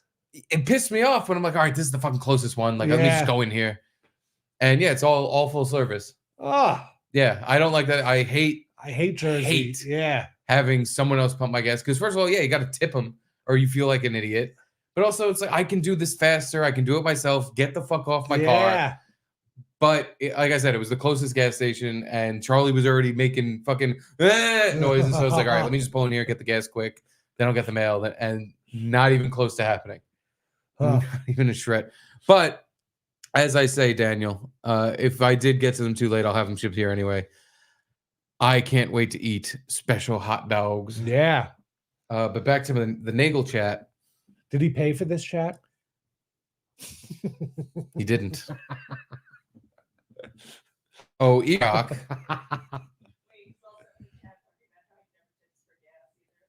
Yeah, when you said that, I was like, really? People in New Jersey have to tip when they get their gas pumped? Like, I thought, yeah. When you force me to do it, I'm not tipping you. By the way, if you didn't hear, Caitlin said the Erock's in the chat talking about not tipping for gas. Good for you, Erock. No, yeah, I don't know. I've just heard you should. So I hate being in situations. Like, I never went back to the concierge after I didn't tip at the hotel. Just because I didn't have to. If I had to do something, and I was thinking of just going over there and be like, hey, I didn't get you. Because that was the other thing. So I got my suit dry cleaned, which in the Charleston place, they come to your room. You got it dry cleaned there? There. Dude. Was there a mustard stain on it? Was that why? No, it's because it got so fucking... Oh, after the wedding you got it? No. Oh. I got it. It had gotten so crushed and wrinkled in the suitcase. Oh. I was like, I got to get this thing dealt with. And I'd worn it before without washing it. I forgot about that when I was at fucking job fair. And I was like, I'm sure I was blowing it my pits out in this thing. Let me just get it dry cleaned. Because it was like $3 more than just getting it like steamed or whatever, pressed. But yeah, they came up to the room, grabbed it. I had to put it in a laundry bag. They came in and took it. And I didn't realize until the guy was gone, like, oh, fuck, I should have tipped him. Fuck. Luckily, 5 minutes later, I saw him in the hallway. Oh. And I went, hey, you the guy who took my laundry? And he went, yes. I went, here's $7. Ooh. I don't know if that's a lot or a little. Probably very little from this place. But then again, rich people are cheap as fuck. Yeah. They don't tip. They expect it. Rich people, I mean, some of them I'm sure are generous. But the vibe I got from jobs where I got tipped out, like when I was a pizza boy, 10 plus years ago, and when I worked as a busboy, the people that were clearly had a lot of money, like wearing Rolex and shit, they were terrible tippers. They left like no money behind. They were notoriously fucking cheap. So you had all rich black customers? No. But there was I told you about that when I was at the Crab Shack. The Charleston Crab Shack. Oh, yeah. The fucking Charleston, yeah. This poor girl that was walking around, and that was our waitress. She was having quite a night. Because first of all, as soon as she comes over to take our order, there is kids, like 4 kids over at a table on the other side of the room that just start screaming at the top of their lungs all at the same time. So we're talking to her saying, oh, I want, the crab legs. And it's just coming from the other side of the room so loud that she couldn't hear us speaking. And she just closed her eyes. She clamped her eyes shut and just went, I'm sorry, what was that? I don't know Southern what that charm. Yeah. So she was losing it because her customers must have all just been shit in the Crab Shack. Hard to believe. No, but then you heard her say, well, Then, so there's a table this way to my right that has 3 older black ladies at it, all carrying their birth certificates on them. And she walks away from that table. The like door into the back was right behind us. And I hear her muttering to herself as she's walking to the back, oh, they want me to do all this and they won't even fucking tip. Now, she was not being prejudiced. She wasn't saying, oh, these black people aren't going to tip me. She was walking away with the tablet that you had to pay on. Because I figured out later when I paid the same way that she can see right away whether or not you tipped or how much you tipped the second you fucking swipe your card and press the thing. So she walked away with the tablet. They didn't tip and they asked her for something. Oh my God. I was just like, ooh, that's hard to believe. I can't believe it. It seemed like she kind of didn't care if they heard him, because when I say she's muttering, I heard her crystal clear. She kind of just said it out loud. She wanted me to do all this and they didn't even tip. Honestly, though, like, how cool would it be if you just didn't tip anyone? And you were just like, whatever. What are they gonna do? What you gonna say, white bitch? What you gonna say? You racist? Every Uber you take, 0 tip. Whatever, who cares? I'll never see this guy again. Just have a lower rating. Or they might sit outside your house for an hour waiting for you to come back out so they can fucking hit you in the head with an axe. But Nagel Chat says, get clear for traveling. You're through security and all in 15 minutes tops. You don't remove clothes, stuff from your bags, and they also don't flag baby stuff. Is that what you had? I have clear, yeah. It's not as good as TSA pre-check, or you could get both. But I've never had every time I use clear, it's maybe a minute longer than TSA pre-check. There's definitely not a lot of people waiting in line, and you get through. Even at like JFK or LaGuardia, you know, like busy New York City airports. Yeah. How much does it cost? Well, Jamie has the. Do I need to bring my birth certificate if I have that? Well, this is the problem I have with it is they like take an eye scan and they have all your information, and it's like at any point someone could use this to fuck you or somehow, you know, or figure out who you are, or, you know, like track you down, or that's what I'm thinking. Yeah, when the government loses all those files, like they lost everyone's social security number, then someone's gonna make a really, really good Garrett mask and rape you. Or it's just it's gonna be like, well, this crime doesn't make any sense, Garrett. Clearly, this is you raping yourself. But not even that. It's like once facial recognition gets worldwide or whatever, it's a worldwide. My info is, I can't opt out of it. They're going to have my retinal scan and know who I am. It's like, what am I fucking worried about anyway? And really, but I'm worried when they start taking, you know, asshole prints, like a fingerprint. The Chinese, by the way, were pulling that during COVID. They were making our diplomats get COVID swabs up their asshole. And they're like, no, this is just our standard. This is what we do to check people coming into the country. We shove stuff in their ass to kind of demean them and show them they maybe we're their Chinese daddy. Here's the birth certificate. When you first sign up for Clear, you have to go through some sort of questionnaire. And it's weird. Like, you don't give them any info, and I guess they know your name. And then they just like, all right, now answer these 3 personal questions. And questions pop up, and it's like, you went to high school with a person named this. You're like, what? You live on a street that's named. You're like, wait, what? They know weird, creepy things about you. Yeah, they ask you the question. And you're like, wait, how did you even know that? One of the things for unemployment I had to do, that like identity prove yourself thing. ID Gov. That thing did that. Oh, or some other check for, you know, your real you thing did that. Where it was asking me like, which one of these people is closest to you? Yeah, and I was like, none of them. That one I get. I feel like I kind of think I know who that is, but what the fuck were you pulling this from? It's weird, but yeah, I do like Clear. It's I don't know. I feel like every time I go to the airport now, I never get stuck where it's like, oh my God, look at it, it's a 3-hour line to get through security. You just jinxed the next flight. I guess so, but it always just seems like, oh, I could wait 20 minutes or go through Clear and get through in 2 minutes. But it is kind of nice. Like people are waiting on the line and you scan your eyes and they're like, here you go, sir. And they walk you up to the ticket counter guy and they're like, you're next. And you're like, all right, perfect. I hate you. I hate your kind. I hate everyone like you. Because I've watched that happen in front of me while I'm on the dumb long line. I'm just like, fuck that fucking guy. But there's like clear, more like queer. You still have to take your shoes off, but with TSA pre-check, they give you like a little placard that you don't have to take your shoes off. That's the only kind of difference. I want the placard.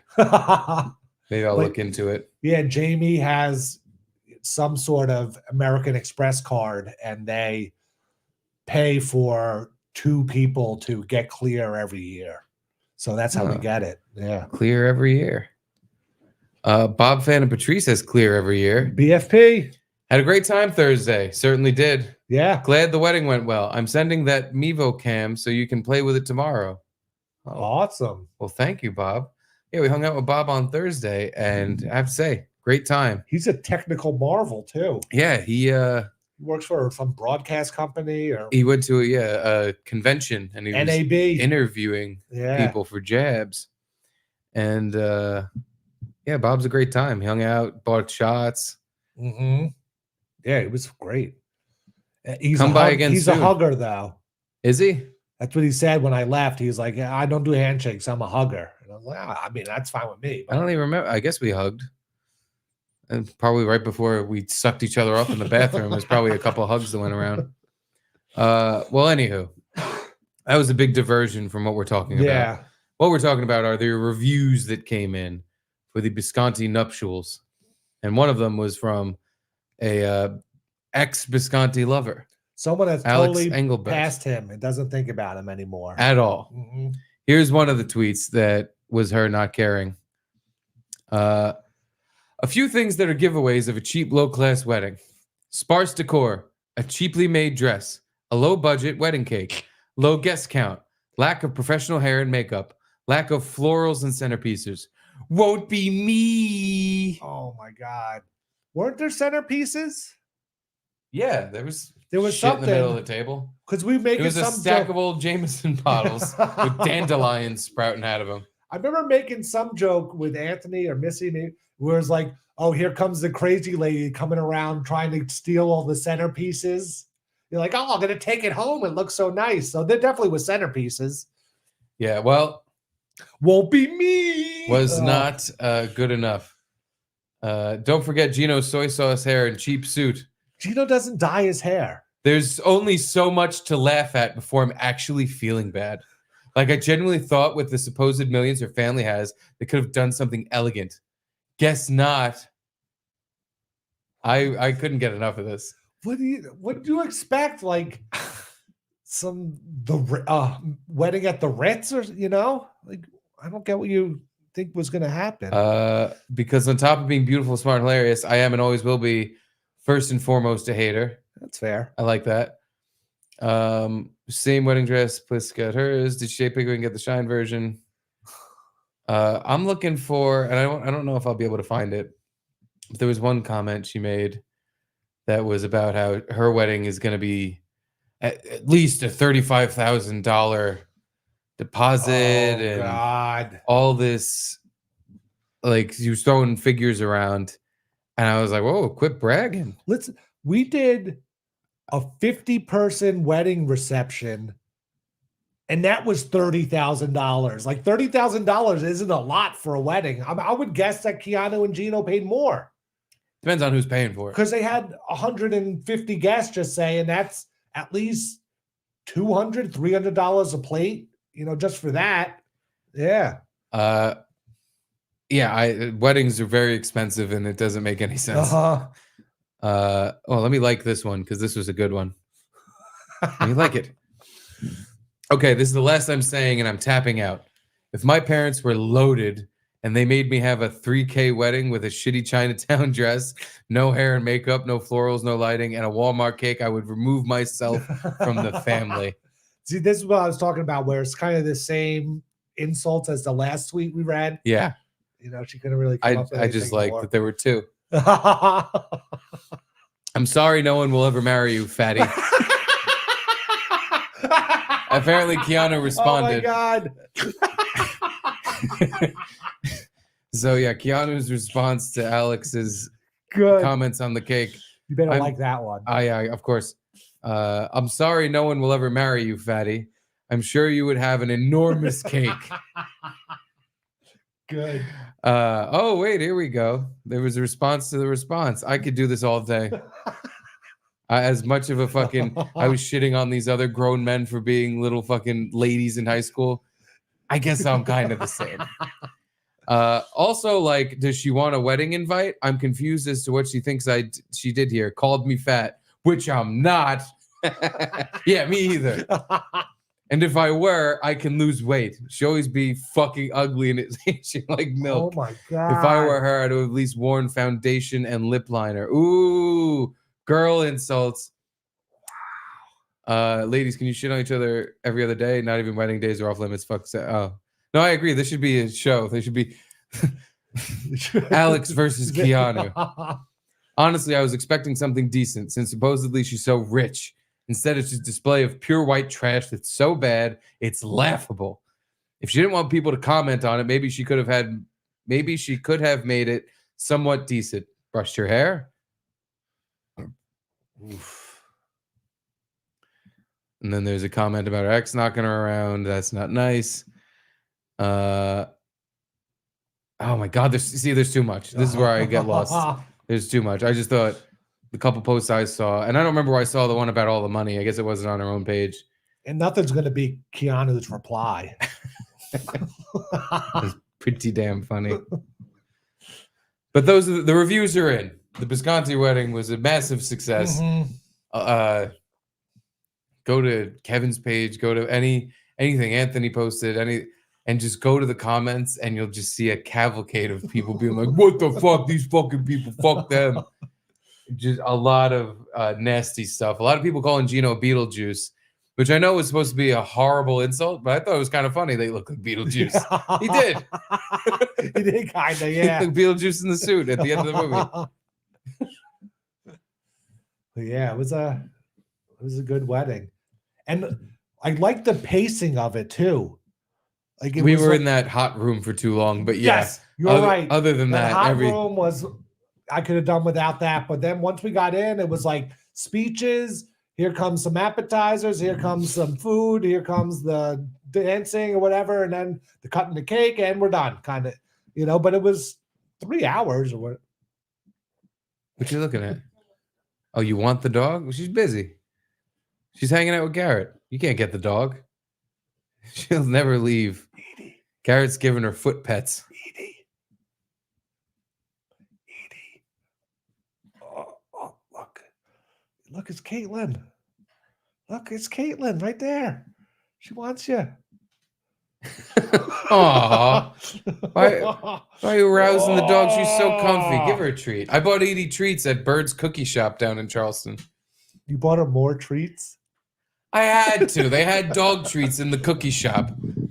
Which, yes, I went to a cookie shop. Sue me.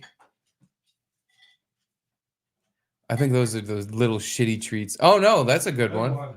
Here we go. Yeah, lure her out. Go get the treat. Go get the treat. She's just with Garrett. Just wants to hang out with Garrett.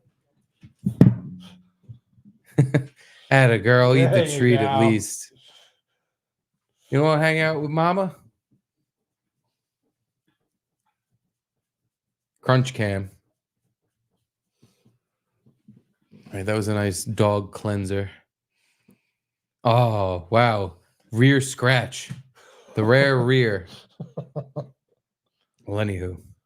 Back to business. This is a business podcast. We take care of business on the Hill podcast. I think we're done with business. We're done with business. We have to talk about the last thing. Oh, I forgot about that. And like we said, we missed yesterday, so we're giving everyone extra time because it's not fair to miss a show. Mm-hmm. It's not fair. But after this, we're done. But I don't know how long this little segment's going to go because holy shit.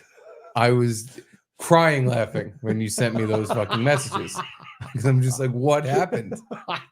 And I need someone's help finding a clip of what happened. Maybe you guys could know what precipitated this or why this happened. But way before we made it to Gino's wedding down in Charleston, we were in New York City, city of dreams. And we were hanging out at Offside NYC, and we had a very special guest, Bobo. Did anyone know he was coming? I had no idea. I think that's part of the problem here. Was he wasn't expecting to even be on the football show with us. Bobo was on the football show Thursday night in lieu of Gino, who was too fucking lazy to stay in New York and then fly overnight to Charleston for his wedding. Wait, so you think he came for like Andrea's party? I'm pretty sure that's why he was there. It was for Andrea's party. You know, him and her go way back on the East Side Dave show. Oh, that's true. They, they're buddies. Yeah. By the way, here's our pal Jimmy. Here, he was in all his glory on Thursday night.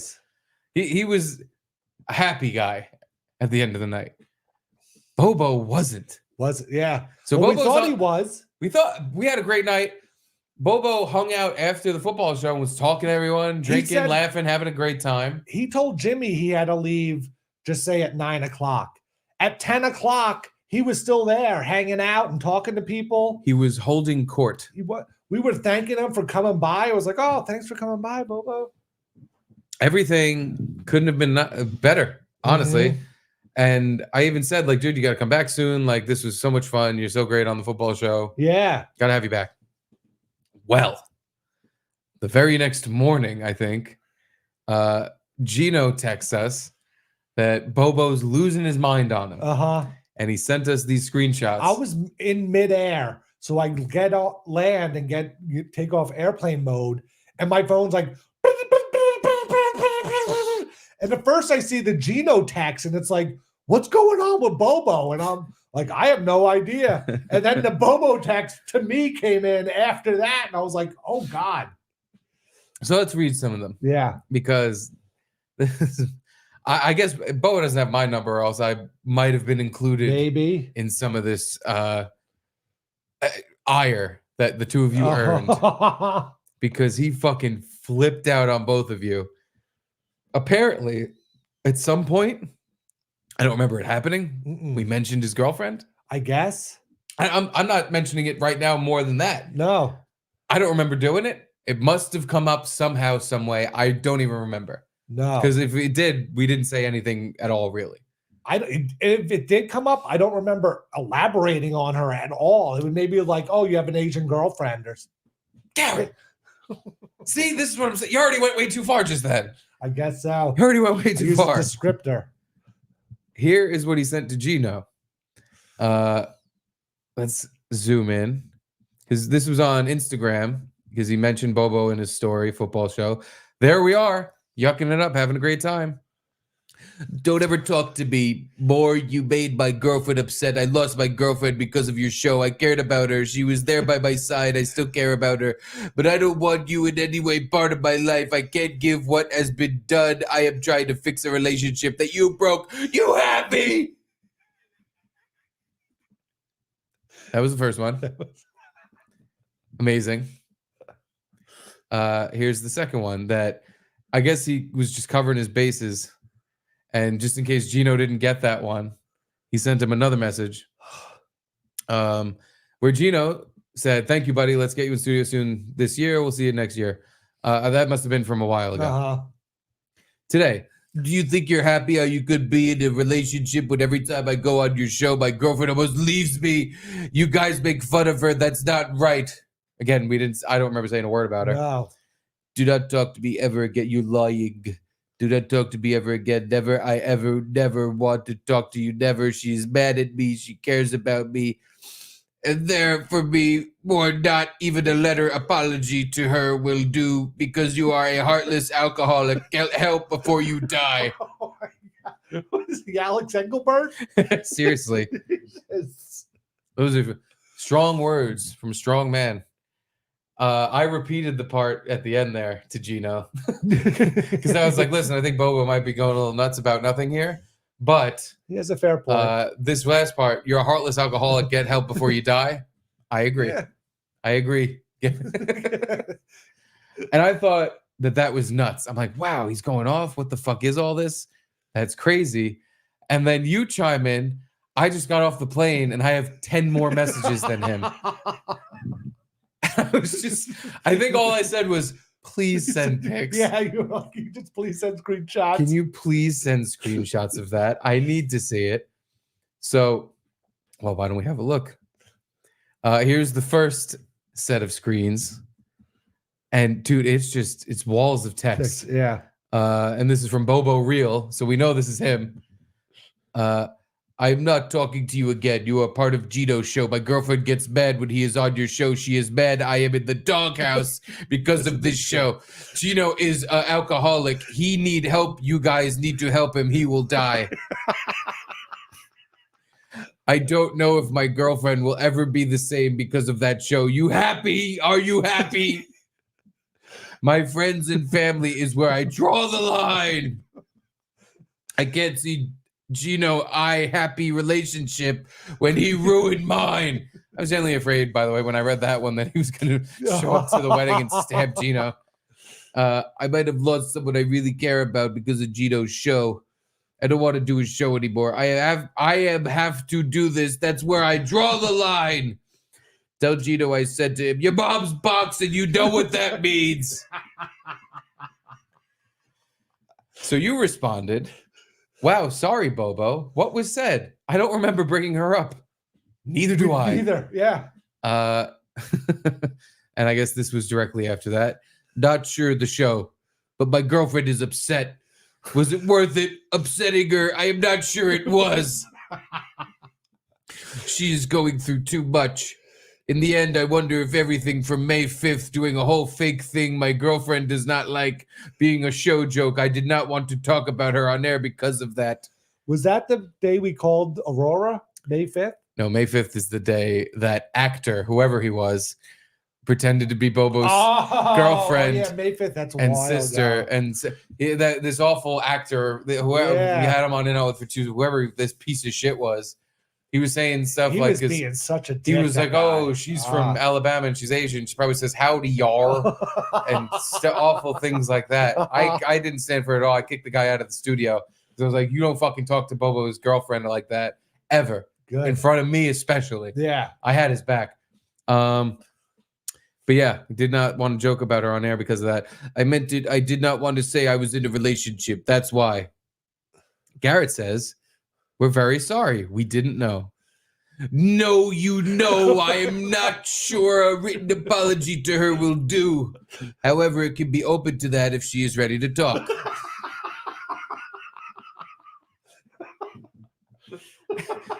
So we might be writing her a letter at some point soon, hopefully, because we don't want Bobo to be mad. This is very fucked up. All options are on the table in fixing my relationship if she's open to that. I need to give it time and tell Gino I'm not doing his show for a long time. I need to fix my relationship with Bree first. Oh, her name's Bree. Yeah. Okay. Hello, Bree. I need her to see I did not go on his show. Sorry I brought Gino. She need to see it. There's someone who lives out of state, but she need to see I am doing what I promised. Then you get a text. I blanked out the number. Mm-hmm. We have Bobo's girlfriend's number.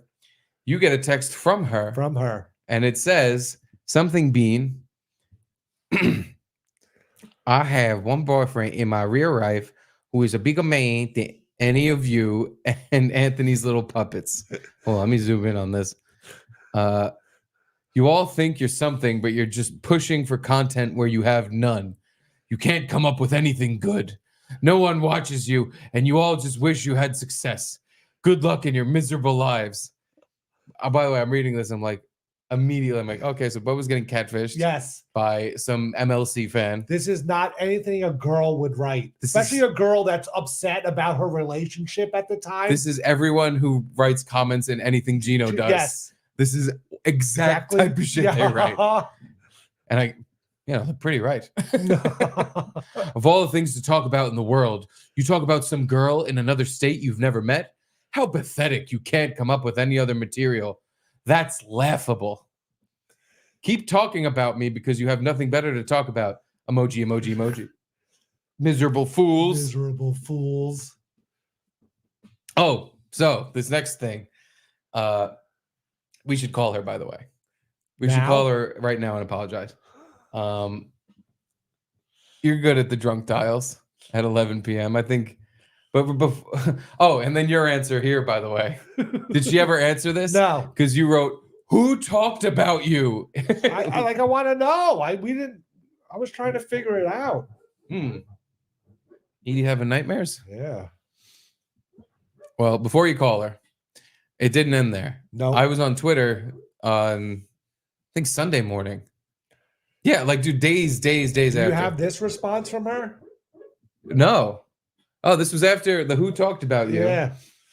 Bobo may not have heard when asked about his Asian girlfriend, or he brushed you off because he probably has some kind of loyalty to you. I don't know if it's because you pay him or not, but it's not business.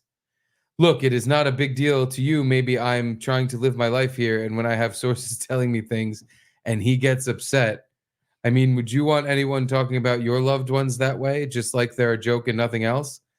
We didn't talk about her. But I don't remember at all. And if she was brought up, it was literally a second of, oh, Bobo's girlfriend. Then that was it. Yeah. The only thing I remember is bringing up some sort of thing about his girlfriend, and he got really quiet and didn't want to answer the question, and we moved on. Nothing. Complete nothing. So, but again, we Googled the phone number, and it came up a man's name. Mm-hmm. But that could mean two things. One, he's being catfished for the millionth time. Or her father or whatever is paying her phone bill, and it's Bobo's girlfriend. That's not crazy, really. I'm sure like Bobo's mom pays for Bobo's cell phone. Right. If you look up Bobo's number, you probably get Aurora Curlin on the other end of the Google search. Her name's Aurora, by the way, Garrett. I don't know if you remember. Oh, that's right. And she had Bobo while she was married. If you recall. You're pretty tuned up when you called her. But the number is from Alabama, and that's where Bobo said she was from. So it kind of is all checking out. Yeah. I can't wait to call her and see if she sounds how I thought she sounded when that actor came in and did that horrible impression. But anyway, days later, these are some of Bobo's tweets and deleted tweets. So this was the first one, I think. I might have these out of order, but I think this is the first one. Let me just double check that everyone's seeing this. Yes. Okay. I just so know I don't like seeing people that are a part of my life destroy themselves, especially if I see it all the time. Also, I don't wish bad on anyone, not even my worst enemies. It's just how I am. It just puts you in a dark place. Oh, Dark Bobo. Pretty sure Dark Bobo is talking about Gino. Pretty sure he's shitting on Gino. Again, with that, like, you're an alcoholic and you're going to die shit. Another one. Oh, no, we tagged Anthony. This is in the Bobo's deleted tweets file. Ooh. This one says, I say some stuff out of concern. It might have been seeing one of my favorite show hosts, Anthony Cumia, go through heart surgery. And from everything about what it was like, I felt like I just don't like doing heavy drinking on air. I am not Gino Bisconte, 1 out of 2. Well, the 2, because it was deleted. When I clicked it, the 2 was gone already. Non-existent. I couldn't find it. I admit there were also a few times since 2023 that I went on air and did not want to go on air. I just so know I don't like seeing people that are a part of my life destroy themselves, especially if I see it all the time. Also, I don't wish bad on anyone, just not even my worst enemy. Oh, I think I read that already. Yeah. Well, there. That was the update from Thursday night where, again, I thought we all just had a great time. Me too. Having fun. Bobo had a couple beers. It was so funny. Caitlin texted me during the show. She was like, Bobo looks miserable. And I'm like, yeah, he just gave himself the itis. He just ate 15 chicken wings, 20 cheese curds, and a bunch of pretzel bites. And after that, he was just kind of sitting there, slouched over, just like kept looking at the camera and just like, oh, God, I want to leave. Yeah, because if you remember, 3/4 of the way through the football show, he was like, I'm just going to get up. Yeah. He got up. He was like, I don't want to be on air anymore. We were like, All right, fine, Bobo. Well, sure, you're everything okay? Yeah, I'm fine. To be fair to him, there was no plans of him being on the show. We had no idea he was even be there. But once we saw him, we are like, Bobo, get over here. Yeah. Come on, hang out. And he came. He drank a beer. He fucking We ate were some being food. super nice to him. Like we asked the girl to dance. I didn't ask her to dance on him. I asked the girl to reenact her scene with Aaron Hernandez. She said she dances on Aaron Hernandez. Oh yeah. Oh. With Bobo. Oh. We tried to get him to cheat. Is that what? Is that what happened here? And she got jealous. Because okay, so there was a point during the show, Larry Baya came out of nowhere, and he had two girls he'd convinced upstairs at the bar to come down to the basement with him. I don't know what the fuck they were thinking. I hope they learned their lesson. Yeah. They were really they weren't sketchy, but they were sketched out of the situation. They couldn't understand what was. They kept going like, "What's going on down here?" Is this what kind of podcast is this? And I was like, it's a football show. Because yeah, nothing football-y was going on when they came down. But yeah, the girl that Larry brought down said she was in the Aaron Hernandez documentary and she played like a stripper or something. Yeah. And I was like, oh, perfect. Can you sit next to Bobo and just reenact whatever your scene was in the thing? Yeah. And she sat down, but she didn't do it. She was like, oh, no, I'm not doing that. I was like, Yeah. all right, whatever. All right, fine. I kind of just was like, interact with Bobo. Again, not thinking about his girlfriend or whatever. I was just like, oh, that'll be funny. Like if, they kind of hit it off and they have a little conversation.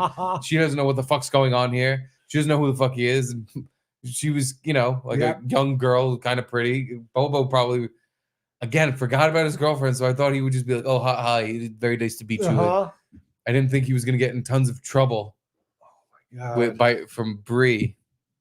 I shouldn't have said her name. But yeah. Well, as Bob Fana Patrice says, you have Bobo's number and you know he hates telemarketers. Just saying. That was another great moment from the show when he was talking about how he treats telemarketers. That was really funny. But I think we should call Bree and wholeheartedly apologize and try to figure out what's going on. Okay. So ring her up, please. Because honestly, we want no ill will, no bad feelings. No. This girl, if really dating Bobo, that's amazing. Nothing but the best.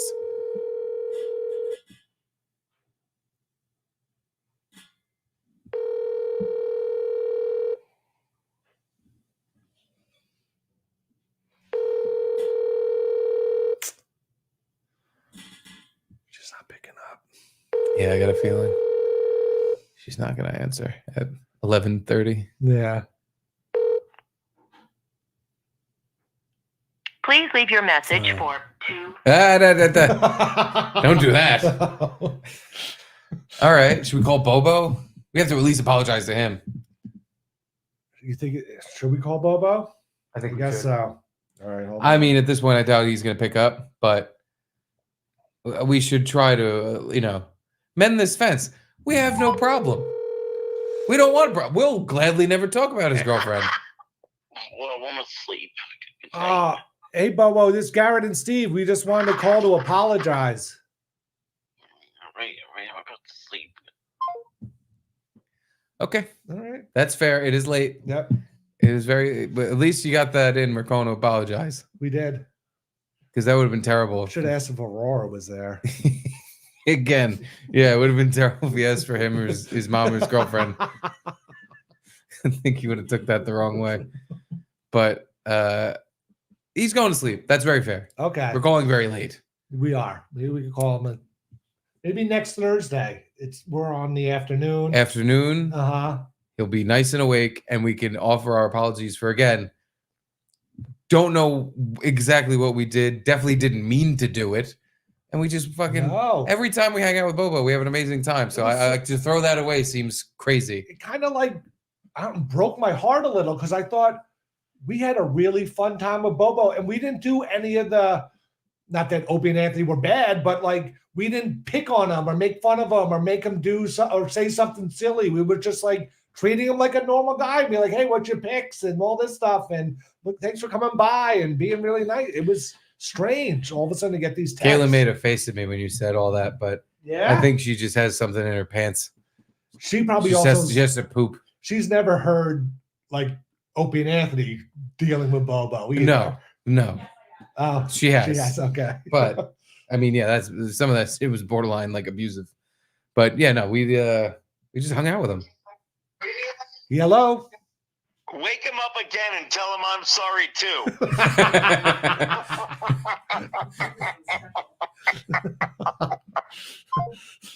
He hung up. He Bobo'd me. All right, well, we're gonna have to leave that hanging, I guess. Yeah. Because I'd like to get down to the bottom of it. I'd like to offer a full apology for whatever it was that we did do, but I just want. There is even more. oh God, do you think he's gonna get more guff from his girlfriend because we called her? We just called to apologize. Her sources, wherever the fuck they are, her sources are definitely gonna rat us out. One screen grab I didn't send you though was he was texting at like from 12 to 1, and then at 3:30 on Friday, you have a great weekend. I'll show up on the show again in time. Change your heart. Change your heart. And I wrote, thanks, Bobo. Once again, we're sorry that you have to deal with this. We didn't mean to cause you any problems. I know you did, but this has to be done however long it takes. Now, I think she meant, I know you didn't, but right. This has to be done however long it takes. God damn it. Wow. We really fucked up there. But at least I'll come back on our show. I can't do that one. Yeah. It's too late for Aurora. It's 11:30. An 10:30. hour past last time. Yeah. And I think you should call her at 11:30 and say, "Hey, what's your name again?" and tell her, like, listen, we're trying to apologize to Bobo. Who refresh my memory? You had him out of wedlock, or were you married? I know he's sleeping right now, but can you wake him up and tell him we apologize? You shake him, wake his ass up, and tell him we're fucking sorry. We really didn't mean to upset him. Yeah. Well, either way, hopefully we see him again soon, because he's a joy to be around. He's so fucking funny on the air. He was so good on the football show. It bothers me that we pissed him off that much. It really does. Anywho, let's read some super chats and get the fuck out of here. Guinea the lawyer. Stut John claims Kumia texted him about Shuli and his pedophile network. Since the Shuli pedo vids have come out, any truth to Kumia bailed on Shuli? I didn't know the videos came out. Videos of what? Them banging kids? I don't know. I don't. The videos the guy had on his computer, maybe. I don't know. But I don't know how those would come out. That seems really sketchy from the courts if they're releasing. Yeah, all that child porn just came out. Yeah, it must be videos of them hanging out or something. I guess.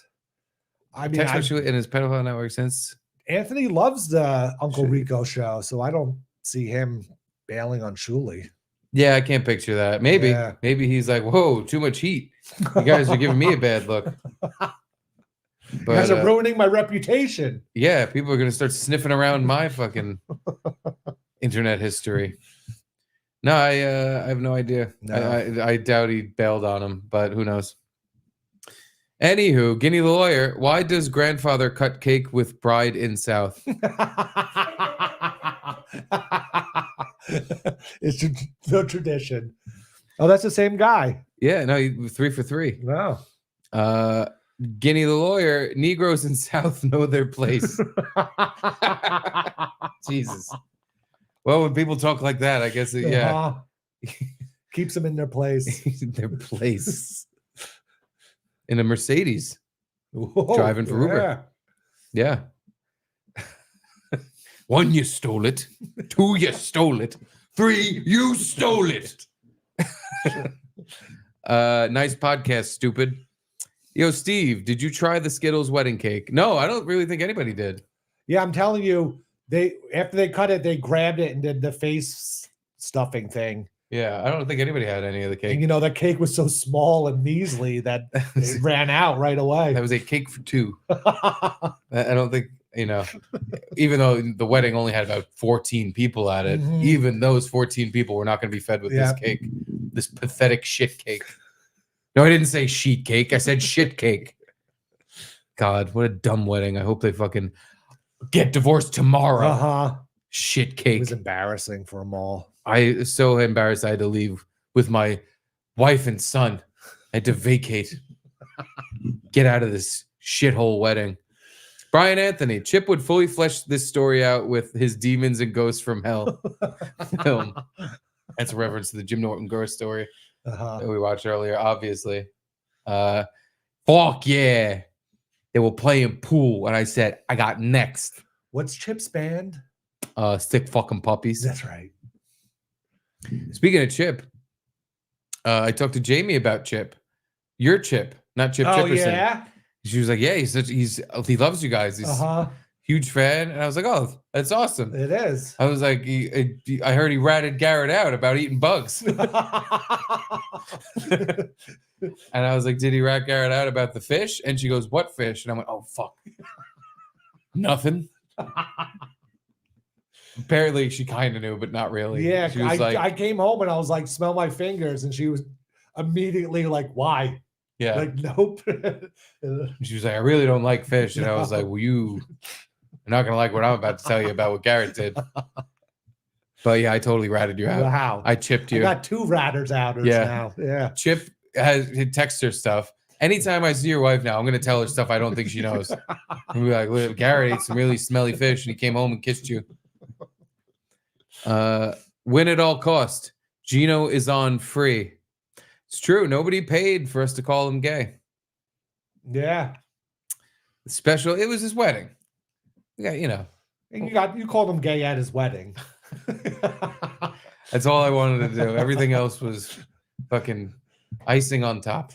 I don't know if you saw. I waited for everyone to quiet down because people were talking a lot. I just stood there like I'm gonna wait. I'm gonna wait until I hear silence.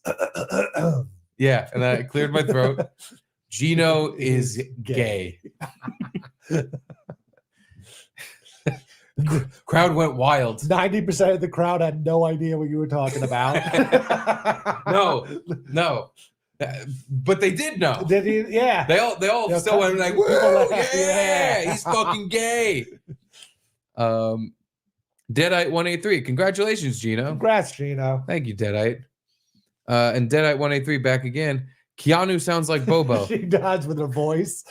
I don't know. I thought it sounded more like Edgar in the fucking Vegas hotel. But yeah, I could hear Bobo. Fitzy. Are we still waiting for Tara to call? Uno reverse. Tara was another one of Gino's old lovers. Oh, that's right. Who Gino was like engaged to. And then she was like, I got to break this off. I'm going to marry a Jew instead. Mm-hmm. And then she married a Jew. And Gino pines for her. But then remember she... Not anymore. Now I think Gino's over it. But he did pine. Remember she was like, hey, I'm in this hotel on a business trip if you want to stop by. My hotel. And Gino was like, no, I'm drunk or something. It's just like, Gino, this was the fucking love of your life. Yeah. And she's sitting in a hotel bed, grabbing her ankles and putting them up towards the fucking headboard, waiting for you to come over. And you're just like, oh, I'm pretty tired. Oh, go out there. And Keanu, this is before you. Yeah, this was before you got married. This was like a week ago. Yeah. No, yeah, this was a while ago. This was when Aaron Berg was still on the fucking show. That's right, yeah. So yeah, quite some time. Jeff Hillman. Jeff. Hey, Jeff. Did you see the Toes wedding cake where April is under a dozen chocolate men? Besides your wives, who at the wedding could get the GNS DBL Team Dickin? DBL. What's DBL? Double. Oh, double team. Double Dickin. Double Team Dickin. There were women in the bridal party who I don't know who they were, but they were pretty. Yeah, I don't know. Related somehow. They kind of like the girl that gave the speech. She was pretty. There was some like Indian kind of girl with huge. Oh, fucking stink! Oh, that was that fucking smell. I smell whole time. Wedding smell like fucking cow shit. She had her boobs presented out. Oh, big stink tits. Yeah. Oh, big fucking stink. She could get a double. I don't remember seeing her. Good answer.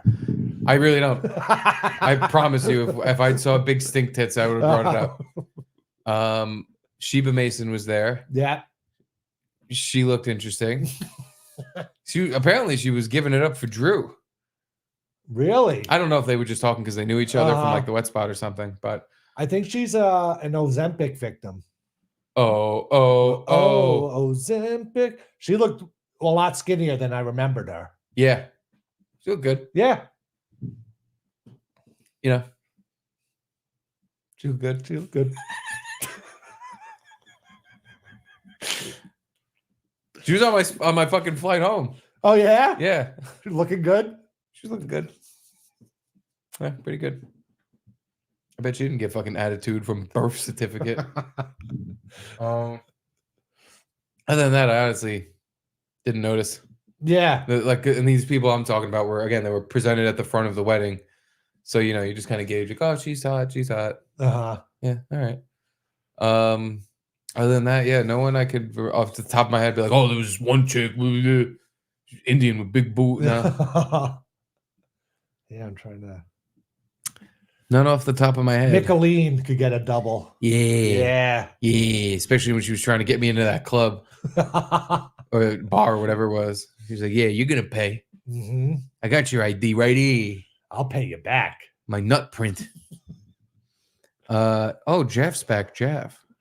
Oh, Jeff. Bobo doesn't want his girlfriend brought up on the show because you know how Kate sucks at Monopoly and Jamie is terrible at Jeopardy. He doesn't want that out there.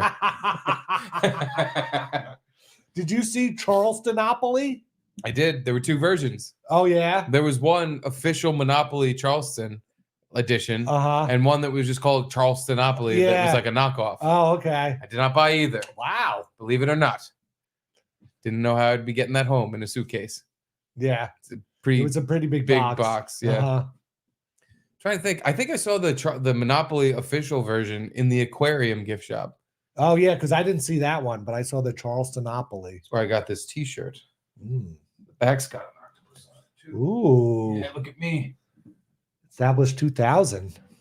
Look at me go. Aquariums depress me kind of because the fish have, they used to have an ocean, and which is like almost this unlimited amount of space, and they get shrunk down to about if you're 4 a turtle, square feet. You just get depressed and lay on the ground. You die while my son takes happy pictures in front of you and you fucking croak. It's a good point, Jeff. Brian Anthony, he may be gifted, not a punctuation mark to be seen yet. It's still discernible. He may be gifted, not a punctuation mark to be seen yet. It's still discernible. Just like that. Is that like talking about Bobo's texts. Oh yeah, okay. I thought it was maybe a throwback to Drew's joke about Mike Bichetti, punctuation mark. Oh, he looks like an exclamation point with no period. Home run, Chipperson.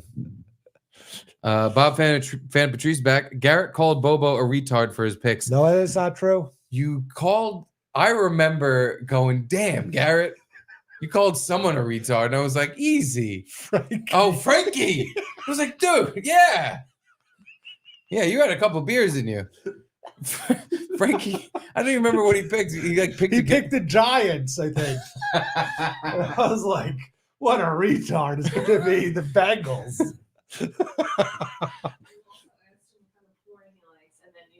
Asian like your girlfriend? Is that what it was?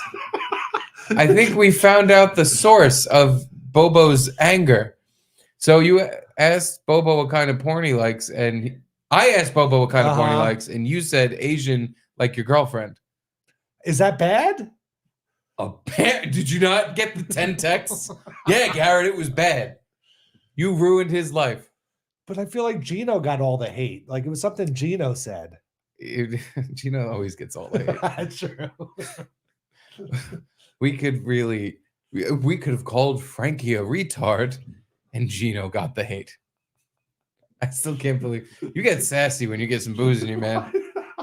I treated him like a normal friend. Yeah. That's what that was.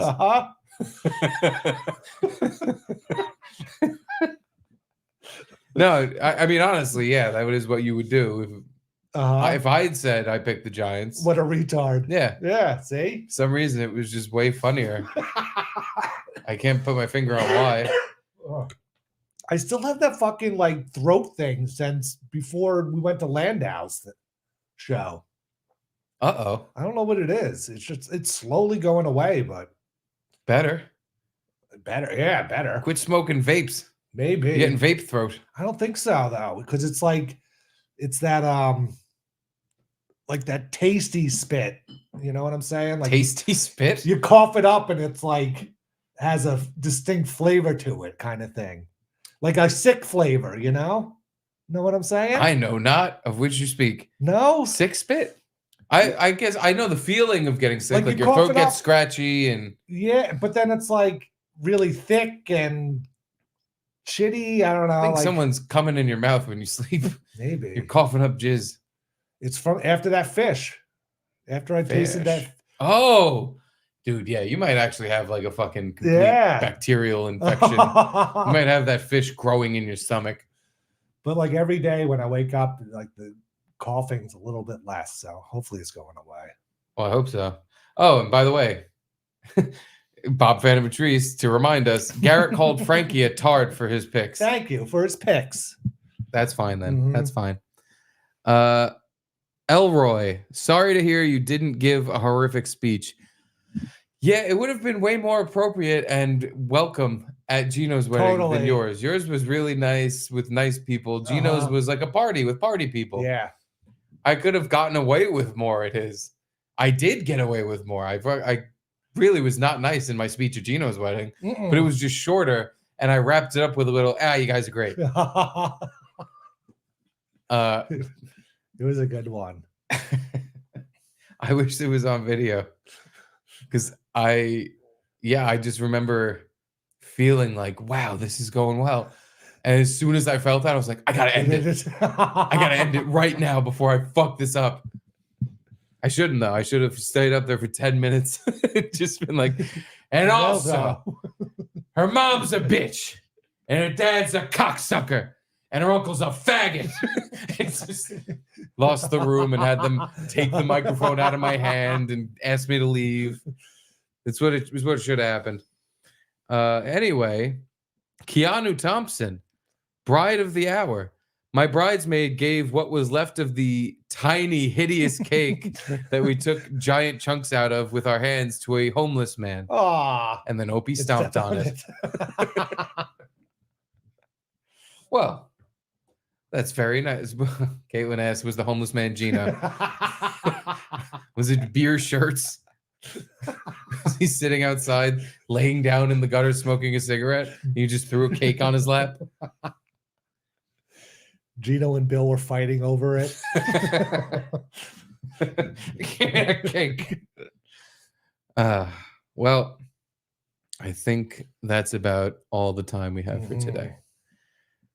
Thank you for hanging out with us. Thank you for sticking around. And sorry we weren't here yesterday. Garrett's flight got delayed, and honestly, even if it didn't, I was like, I don't know, man. Yeah. It's been a lot. It was a lot. It's been a lot, and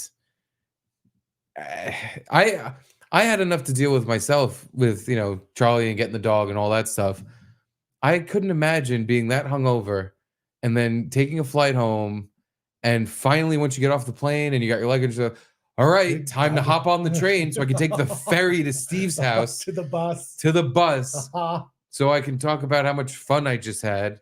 I'm glad we didn't do it because it would have been a shitty. Yeah. We would have been sitting here like, I don't want to fucking do this right now. I want to lay down and watch some fucking football. Yeah, which I did the Jets do. Lose. I did watch the Jets lose. That was a very funny game. Caitlin has Greg Zuerlein in her fantasy. Mr. Crossbar? Apparently she just got rid of him. Had him. She lost by half a point. So fucking Zuerlein could have at least hit one of those kicks he missed. Yeah. She would have won her game. Lost by half a point. If the Jets could have scored a touchdown and he could have kicked an extra point, she would have won her game. But the Jets went seemingly, because I'm watching the game and I had to try hard not to laugh my ass off because she was pissed. She's like, what the fuck? She fell asleep for most of it. She wakes up and it's the end of the game, and I had to tell her, like, she's like, this is what the fuck? She looks at the score. She's like, what the fuck? Well, I'm losing by half a fucking point. What the fuck? And I'm like, yeah, he hit 2 field goals off the post. Yeah. On either side. He went doink, doink on either post. No, they hit the crossbar. Oh, on the first one? Both of them. I thought the second one hit the right post. Oh, I thought 2 of them hit the crossbar. Maybe. Know. Yeah. All I saw on Twitter was people just typing, the second tower has been hit. They're making 9/11 jokes about Greg Zerline's missed field goals. It was pretty goddamn funny. Oh, my God. So I'm reading those and laughing. And then, yeah, she woke up and was like, what the fuck? Instantly wide awake. She was pissed off. But that's now 2 games where if he just made a fucking field goal, they would have won. Yeah. 2, the Jets, by the way, we made our bet. Jets and the Giants still are tied. Yeah, exact same record. Now we got Devontae Adams. Oh, that's true. You're gonna fuck his career up. Uh-huh. He's going from the Raiders to the Jets. He might as well just keep his Raiders uniform on. From the 2-4 Raiders to the 2-4 Jets. Wow. Yeah, I'm sorry. Aaron Rodgers has plenty of good receivers. Lazard and Garrett Wilson do very well when given the chance. I don't know what Devontae is going to do that's going to be any different, but yeah, I guess you'll have to see. Yeah, both of those guys are doing good this year. Now, I guess you take out Mike Williams and replace him with Devontae. He was wide open at one point and fucked that game up with that catch he missed. That was a little fucking insane. But yeah, last night I was like, instead of doing a show, I'm going to relax to the max. I had the football game on the big TV. I had my laptop out with 2 streams going with the Ranger game and the Yankee game. Yeah. And I was getting my fix of dopamine. Speaking of the Yankees, do we know the score? I have not checked. I'm dedicated to the craft here. I did not want to get distracted. 6-3, they won. Yeah. Yes. Sounds like the Yankees are going to the Super Bowl. I just jinxed it. They're going to lose every game in a row now. Sorry. Have the Mets played yet, or they played today, their first game? They lost yesterday, or Sunday they lost. All right. I don't know after that what happened.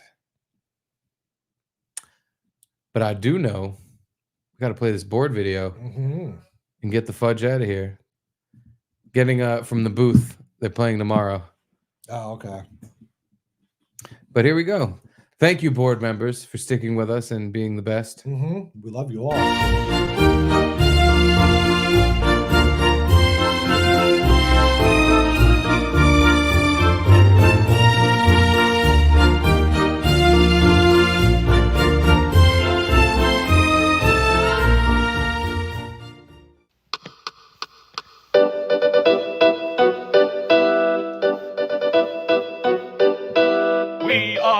Fans of the Garrett Steve Show. We are the ones paid the $100 and we are on the fucking plaque right now. We are the greatest fans of the Garrett Steve Show. We're on the fucking plaque because we paid $100 and we are on the plaque and you're not. Ha! We are the greatest. We are the greatest. We are the greatest fans of the show. Of the show. The Garrett Steve Show. We are the greatest fans of the show. The greatest fans of the Garrett Steve Show. We are the greatest fans, so we paid $100 and we are the greatest fans on the plaque and you are not. Ha! We're the greatest fans. The greatest fans of the Garrett Steve Show. We are the greatest fans and you are not on. We are on the plaque and you are not. What's up? What's up? What's up? Everybody on the plaque tonight. What's up? Everybody on the plaque tonight. What's up? What's up? What's up? Everybody on the plaque tonight. What's up? Everybody on the plaque tonight. What's up? Everybody on the plaque tonight. What's up? Everybody. What's up? Everybody. What's up? Everybody. What's up? Everybody on the plaque tonight. What's up? Everybody on the plaque tonight. What's up? Everybody on the plaque tonight. What's up? Everybody on the plaque tonight. What's up? Everybody on the plaque tonight. What's up? Everybody on the plaque tonight. What's up? Everybody on the plaque tonight. What's up? Everybody on the plaque tonight. What's up? Everybody on the plaque tonight. What's up? Everybody on the plaque tonight. What's up? Everybody on the plaque tonight. What's up? Everybody on the plaque tonight. What's up? Everybody on the plaque tonight. What's up? Everybody on the plaque tonight. Soup, everybody on the bed tonight. Soup. Soup, everybody on the bed tonight. Soup.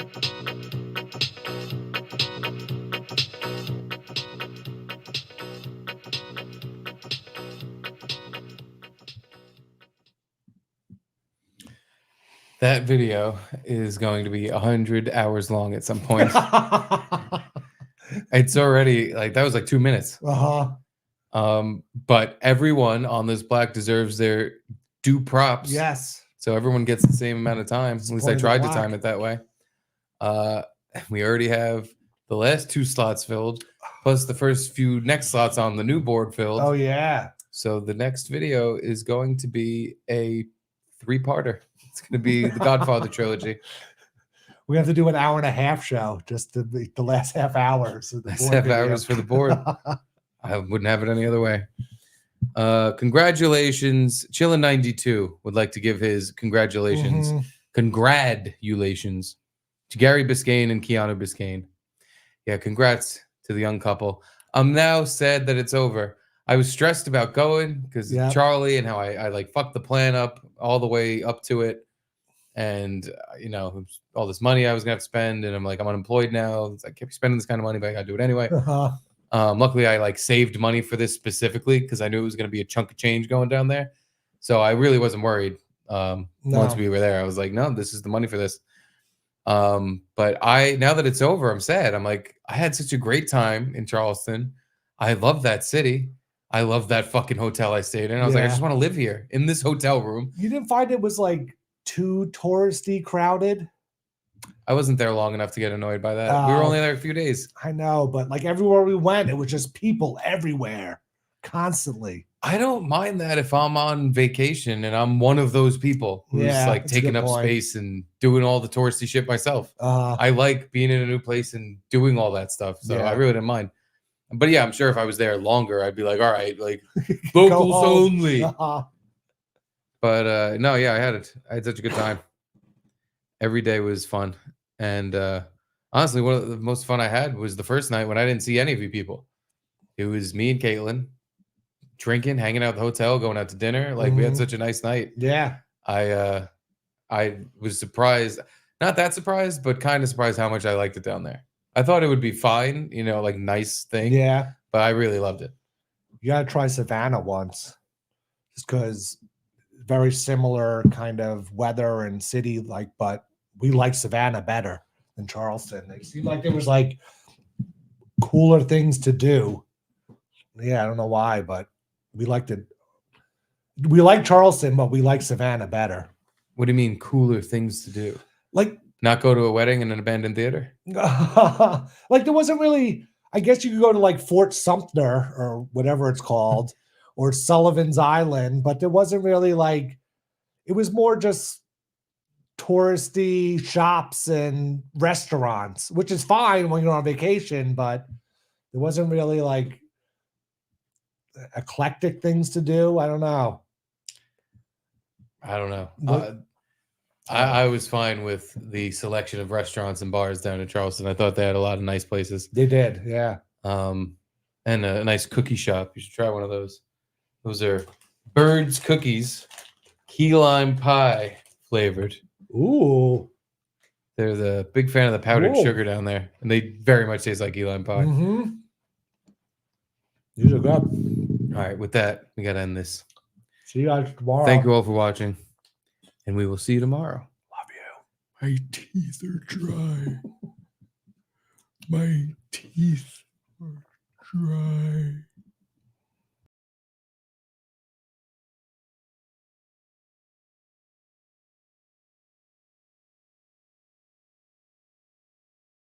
Thank you.